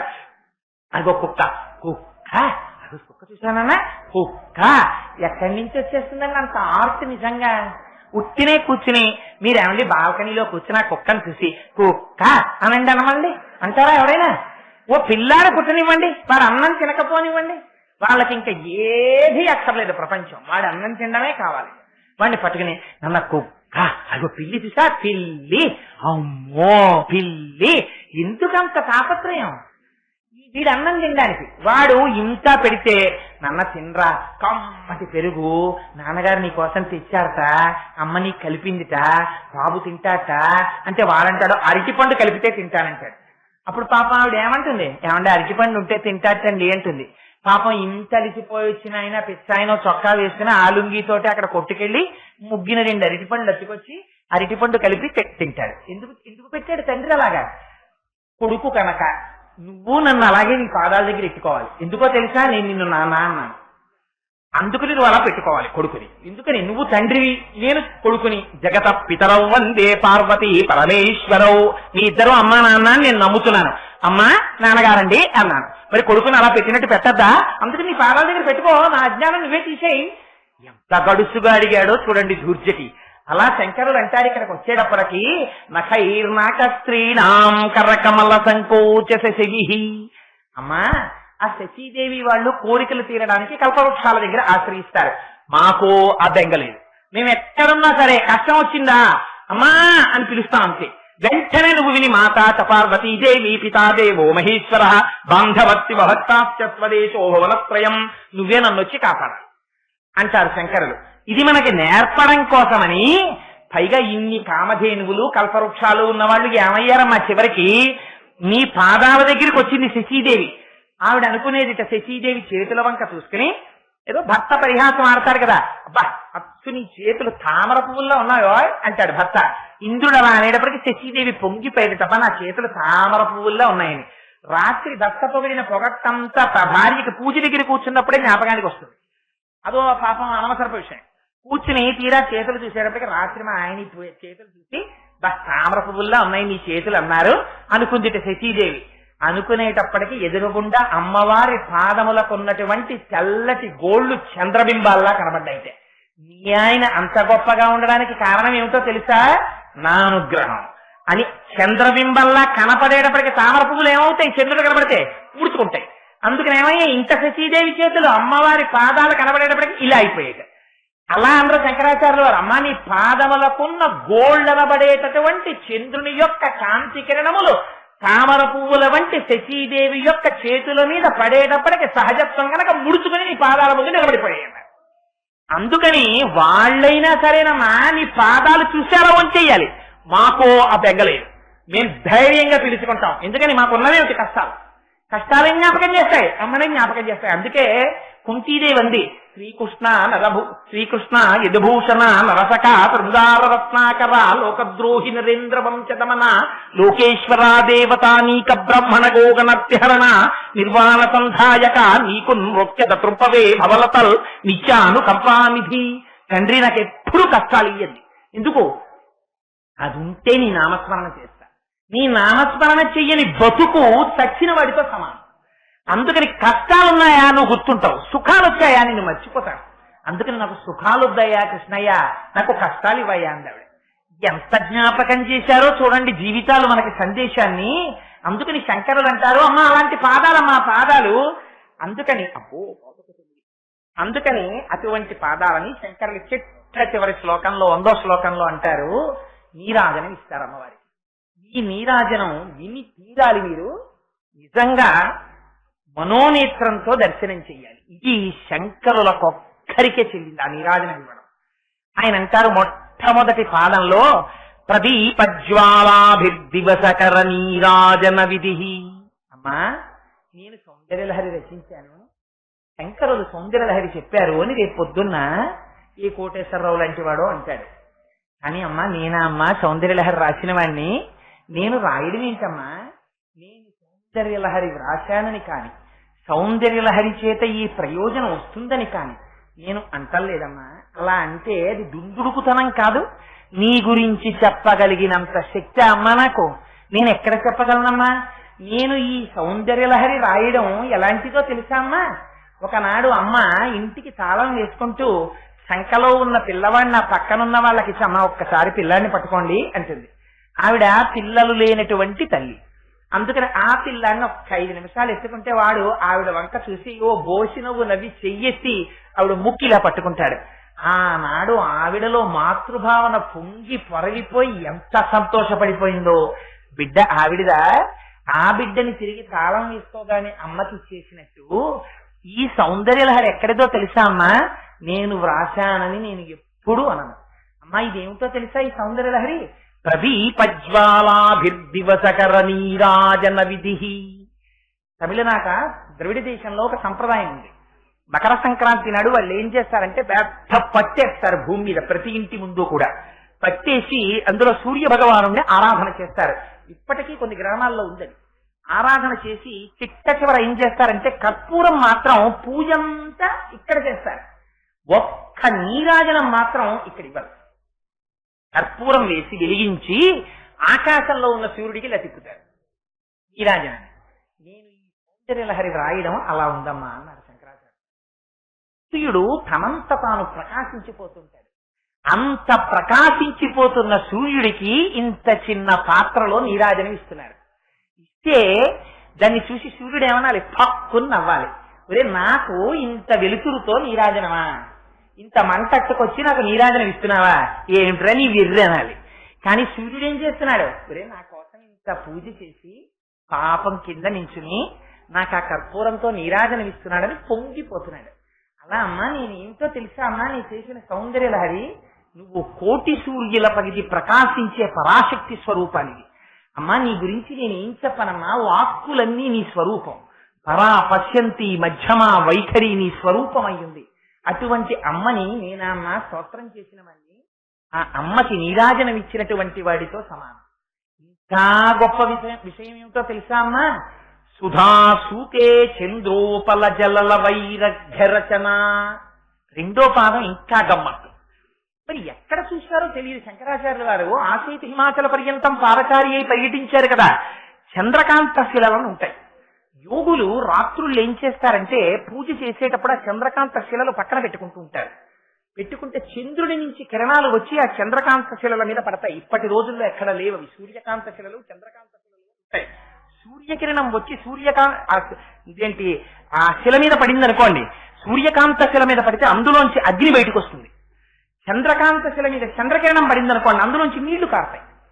నీళ్లు కారితే వాళ్ళు ఏం చేసేవారంటే గిన్నెతో ఆ పక్కనున్న రాతితో నీరు పట్టి ఆ నీరు హస్తయో అర్ఘ్యం సమర్పయామి, పాదయో పాద్యం సమర్పయామి, ముఖే ఆచమనీయం సమర్పయామి అని 3 మార్లు ఇస్తాం కదా. ఆ 3 మార్లు ఇచ్చేటటువంటి ఆ చంద్రుడికి మకర సంక్రాంతి నాడు రాత్రి చంద్రుడికి కూడా పూజ చేస్తారు. చేసినప్పుడు ఇంకా వేరే నీళ్లు తేరు. ఈ అంటే ఒకప్పుడు ఒక యోగులు, ఇప్పుడు అందరూ తమిళనాడులో అలా చేస్తున్నారు అనుకోకండి, చంద్రకాంత శిలలే లేవు ఇప్పుడు. అందుకని చంద్రకాంత శిల పక్కన పెట్టుకుని చంద్రుడి కిరణాలు వచ్చి చంద్రకాంత శిల మీద పడితే ఆ శిలలోంచి కరిగి నీళ్లు వస్తే ఆ నీళ్లే పట్టుకుని చంద్రుడికి అర్ఘ్యం ఇస్తే ఎంత గొప్పగా ఉంటుంది. అలా ఉందమ్మా నేను నీ గురించి సౌందర్యలహరి చెప్పడం. నువ్వు తల్లివి, చంద్రుడిలా చల్లటి తల్లివి. నీ కిరణాలు నా మీద పడ్డాయి. నేను శిల లాంటి వాడిని, రాతి లాంటి వాడిని అమ్మా. ఇది శంకరుల మాట. నేను రాయి లాంటి వాడిని, నా మనస్సు రాయి. కానీ నీ యొక్క కిరణములు నా మనస్సు మీద పడి కరిగింది ఆ మనస్సు. అందులోంచి కొద్దిగా 4 మాటలు వచ్చాయి. ఆ మాటలతో మళ్ళీ నీకే అర్చన చేశాను. ఇందులో నా గొప్పతనం ఏమైనా ఉందా అమ్మా? చంద్రకాంత శిల మీద చంద్రకిరణాలు పడిగి నీళ్లు వస్తే ఆ నీళ్లతో చంద్రుడికి అర్చించినట్టు మళ్ళీ తిరిగి నీకే నేను అర్చన చేస్తున్నాను. చాలా గొప్ప విషయం ఏమిటో తెలుసా అమ్మా? ఇందులోనూ స్వకీయై అంబోభి సలిలనిధి సౌహి చకరణం. ఇది మరీ గమ్మత్తైన మాట. కేతు అని మనకు ఒక క్షేత్రం ఉంది, రామేశ్వరం. రామేశ్వరం వెళతాను అనకూడదు, వెళ్ళాలంతే. భగవంతుడు తీసుకెళ్ళాలి అనాలంతే. ఆ రామేశ్వరంలో ఒక చిత్రమైనటువంటి క్షేత్రం. సముద్ర స్నానం ఎప్పుడు పడితే అప్పుడు చెయ్యకూడదు, పర్వదినాల్లోనే సముద్ర స్నానం. రామేశ్వరంలో గొప్పతనం ఏమిటో తెలుసా అండి? రామేశ్వరం వెడితే సముద్ర స్నానం చేయాలి. ఎప్పుడు వెళ్ళండి మీరు, పర్వదినాలే అక్కర్లేదు, ఏ రోజున వెళ్ళినా సముద్ర స్నానం. నాకు రామేశ్వరం అనేటప్పటికీ నాకు ఆ కళ్ళల్లో రామేశ్వర క్షేత్రం, ఆ సముద్రం లోపల అన్ని కెరటాలున్నా ఎందుకో రామేశ్వరం ఒడ్డు దగ్గరికి వచ్చేటప్పటికి మాత్రం చిన్ని చిన్ని కెరటాలు. ఆ 4 అడుగులు దాటి వచ్చేటప్పటికి ఎదురుగుండా ద్వాదశ జ్యోతిర్లింగాలతోటి కంచిపీఠం వాళ్ళు నిర్మించినటువంటి అద్భుతమైన ఆలయం. అది దాటి కొంచెం ముందుకొస్తే కరివినవారి సత్రవు, ఇంకా దాటి కొంచెం ముందుకొస్తే పెద్ద రాజద్వారం. రాజద్వారంలోంచి లోపలికి వెడితే ఆ లోపల నూతుల్లో స్నానం చేసి తడి బట్టలతో, గైడ్ లేకపోతే ఎక్కడున్నామో తెలుసుకోలేక ఆ గుళ్ళో తిరుగుతున్నటువంటి భక్తులు, తడి ఒళ్లతో తిరుగుతున్న వాళ్ళు. ఇంకా కొంచెం లోపల పెడితే పెద్ద మంటపం, ఆ మంటపంలో పెద్ద శివలింగం, రామచంద్రమూర్తి ప్రతిష్ట, దానికి నీరాజనం, దానికి నాగపడగ పుష్పాలతో చేస్తున్నటువంటి పూజ. ఆ వెళ్ళేటప్పుడు బయటే హనుమ, ఆయన తోకకి చుట్టి శివలింగాన్ని పీకుతున్నప్పుడు గట్టిగా నొక్కినప్పుడు కిందకి దిగిన భూమి, ఇవన్నీ జ్ఞాపకానికి వస్తాయి మనకి రామేశ్వరం అనేటప్పటికి. అందుకని ఆ రామేశ్వర క్షేత్రంలో సముద్ర స్నానం చేస్తారు. చేసినప్పుడు గమ్మత్తు ఏమిటో తెలుసా అండి? సముద్రంలో నిలబడి స్నానం చేసి సలిలనిధి అంటారు. అందుకే శంకరాచార్యులు వారు, నీరంతా సముద్రమే కదా, నదులన్నీ సముద్రంలో చేరుతాయి. అక్కడికి వెళ్ళి మనం ఏం చేస్తాం? వరుణ పూజ చెయ్యాలి, సముద్రుడికి పూజ చెయ్యాలి. సముద్రుడికి పూజ చేయడానికి మళ్ళీ ఎవరో చెంబుతో నీళ్ళెత్తికి వెళ్ళవు. ఆ సముద్రంలో నిలబడి మునకలు వేసేసి అందులో సముద్ర స్నానం చాలా సరదాగా ఉంటుంది. ఇంతకు ముందు చెయ్యమేమో 80 ఏళ్ల ముసలాన్ని కూడా ఓ పట్టాన బయటికి రాడు. అందులో స్నానం చేసి అందులో మరి సముద్రుడి ఆజ్ఞ ఏమిటో కానీ అక్కడ రామచంద్రమూర్తి ఆజ్ఞ పెద్ద పెద్ద కెరటాలు రావు. ఎంత దూరం వెళ్ళినా ఇసుకే. చక్కగా కింద పడి మీద పడి స్నానాలు చేసేసి ఆ తడి బట్టలతో అందరూ చేతులట్టుకుని ఫోటోలు తీయించేసుకుని అక్కడికో బ్రహ్మగారు వస్తారు, ఆచమనం చేయండి అంటారు. ఏదో నీళ్లు చేతిలో వస్తారు కదా, నీళ్లు మనం తాగలేం కాబట్టి ఆచమనం చేసేసి హస్తయోహ అర్ఘ్యం సమర్పయామి. ఎక్కడి నుంచి ఇస్తారు? సముద్రుడికి అర్ఘ్యం ఇవ్వాలి మీరు. సముద్రుడు ఎంత ఉంటాడు? అంత సముద్రుడు. ఆయనకి అర్ఘ్యం ఎక్కడి నుంచి ఇస్తారు? ఇక్కడ నీళ్లే తీసి హస్తయోహ అర్ఘ్యం సమర్పయామి, పాదయోహ పాద్యం సమర్పయామి. సముద్రంలో నీళ్లు తీసి సముద్రుడికి ఇచ్చేసినట్టు, సముద్రం నీళ్లతో సముద్రుడిని స్నానం చేయించినట్టు, సముద్రం నీళ్లతో సముద్రుడికి ఆచమనం చేయించినట్టు, సముద్రపు నీటితో సముద్రుడికి అర్ఘ్యమిచ్చినట్టు, అమ్మా నీవిచ్చిన వాక్కులతో నిన్ను స్తుతించాను. నా గొప్పే ఉందమ్మా ఇందులో, సౌందర్యలహరి శంకరులు రాశారని దానికి నా గొప్ప ఏమైనా ఉందా అమ్మా?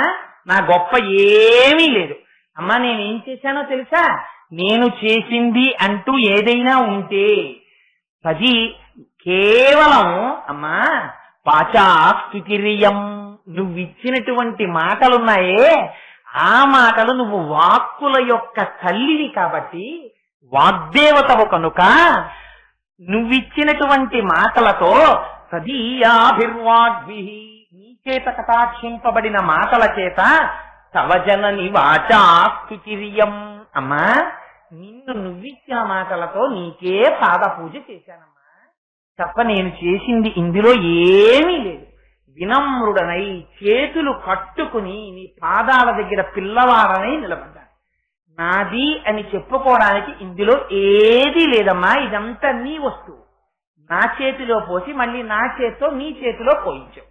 చంటి పిల్లల్ని అమ్మలు ఒళ్ళో కూర్చోబెట్టుకుని వాడి చేతిలోకి తీసుకొచ్చి ఇంత కందిపప్పు పోసి నా చేతిలో పోయిన మళ్ళీ వాడి చేతితో ఇలా పోయించుకుని ఆడుకుంటే అది ఎంత సరదాగా ఉంటుందో. పిల్లల్ని టబ్బలో కూర్చోబెట్టి నీళ్లు పోస్తుంటారు. పోస్తుంటే అమ్మ పిల్లాడికి నీళ్లు పోసి సబ్బుతో రుద్దుతుంటుంది. వాడు ఇలా నీళ్లు పట్టుకుందామని చూస్తారు పిల్లలు, చేతిలోకి ఏం నీళ్లు రావు. అప్పుడు అమ్మ ఏం చేస్తుందంటే 2 చేతులు కలిపి దోచిడి పట్టి ఇగో పట్టు అని ఇలా నీళ్లు పోస్తుంది.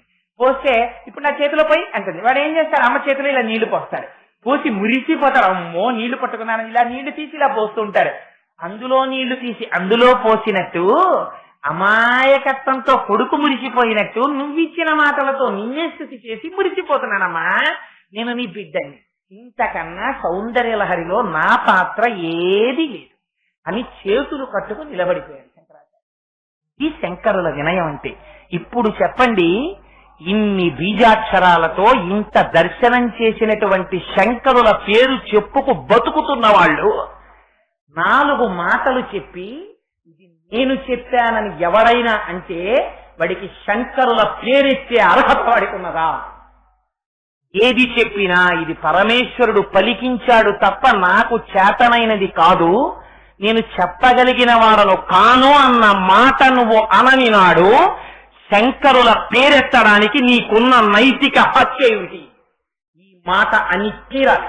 నువ్వు శంకరుల పాదాలు పట్టుకున్న వాడివైతే శంకరుల దగ్గర నేర్చుకో, ఎలా బతకాలో ఎలా మాట్లాడాలో. అది నీకు చేత కానప్పుడు నీకు శంకరుల పేరెత్తే అధికారం లేదు. ఇది శంకరుల యొక్క వినయం అంటే, ఇది శంకరుల యొక్క విధేయత అంటే. అందుకని మహానుభావుడు జగద్గురువై నిలబడ్డారు. అంతటి మహాపురుషుడు కనుక నాకేం తెలుసని సౌందర్యలహరి 9 రోజులు చెప్తావా అంటే తప్పకుండా చెప్పేస్తానండి అంటే, అయ్యో వీడి శక్తిని చూసుకోకుండా సంసిద్ధమయ్యాడని ఆ శంకరులు నా యందు కృప చేసి ఆ అమ్మ నన్ను కటాక్షించి నాలో ఊపిరై నాలో వాక్కై ఆ తల్లి ప్రకాశించి 4 మాటలు చెప్పిస్తే, అయ్యో మనం కూర్చోకపోతే వీడెవరికి చెప్పుకుంటాడు, మనందరం కూర్చుంటే నేను చెప్పుకున్నానని వీడు మురిసిపోతాడని నా యందు కృపతో మీరు కూర్చున్నారు తప్ప మీలో ఎవరు నా దగ్గర వినవలసిన వాళ్ళు? అందరూ నాకు చెప్పగలిగిన వాళ్లే, కానీ నా దగ్గర వినవలసిన అగత్యం ఉన్నవారు లేరు. ఇది మీ వినయ సంపత్తి. ఇంత వినయం కలిగిన వారు కనుక ఒక్క 2 మాటలు చెప్తాను. ఇంత సౌందర్యలహరి మనం 9 రోజులుగా 9 ప్రసంగాలుగా విన్నాం కనుక అనుభవుడు సుందర చైతన్య స్వామీజీ చేయిస్తూ ఉంటారు. ఒక్క 2 మాటలు నేను చెప్తాను, మీ అందరూ కూడా అమ్మ పొంగిపోయేటట్టు, ఈ ప్రాంతమంతా పునీతమైపోయేటట్టు ఒక్కసారి స్తోత్రకర్త అయినటువంటి శంకరులు గురువుల పాదములకు నమస్కరించిన నాడు, విశేషించి ఆషాఢమాసం శంకరుల కృప మనయందు ప్రసరించిన నాడు, ఆయన చూసుకుంటారు మనకేం కావాలో. అమ్మ పాదాల్ని ఆయనే తెచ్చి మన తల మీద పెట్టిస్తారు.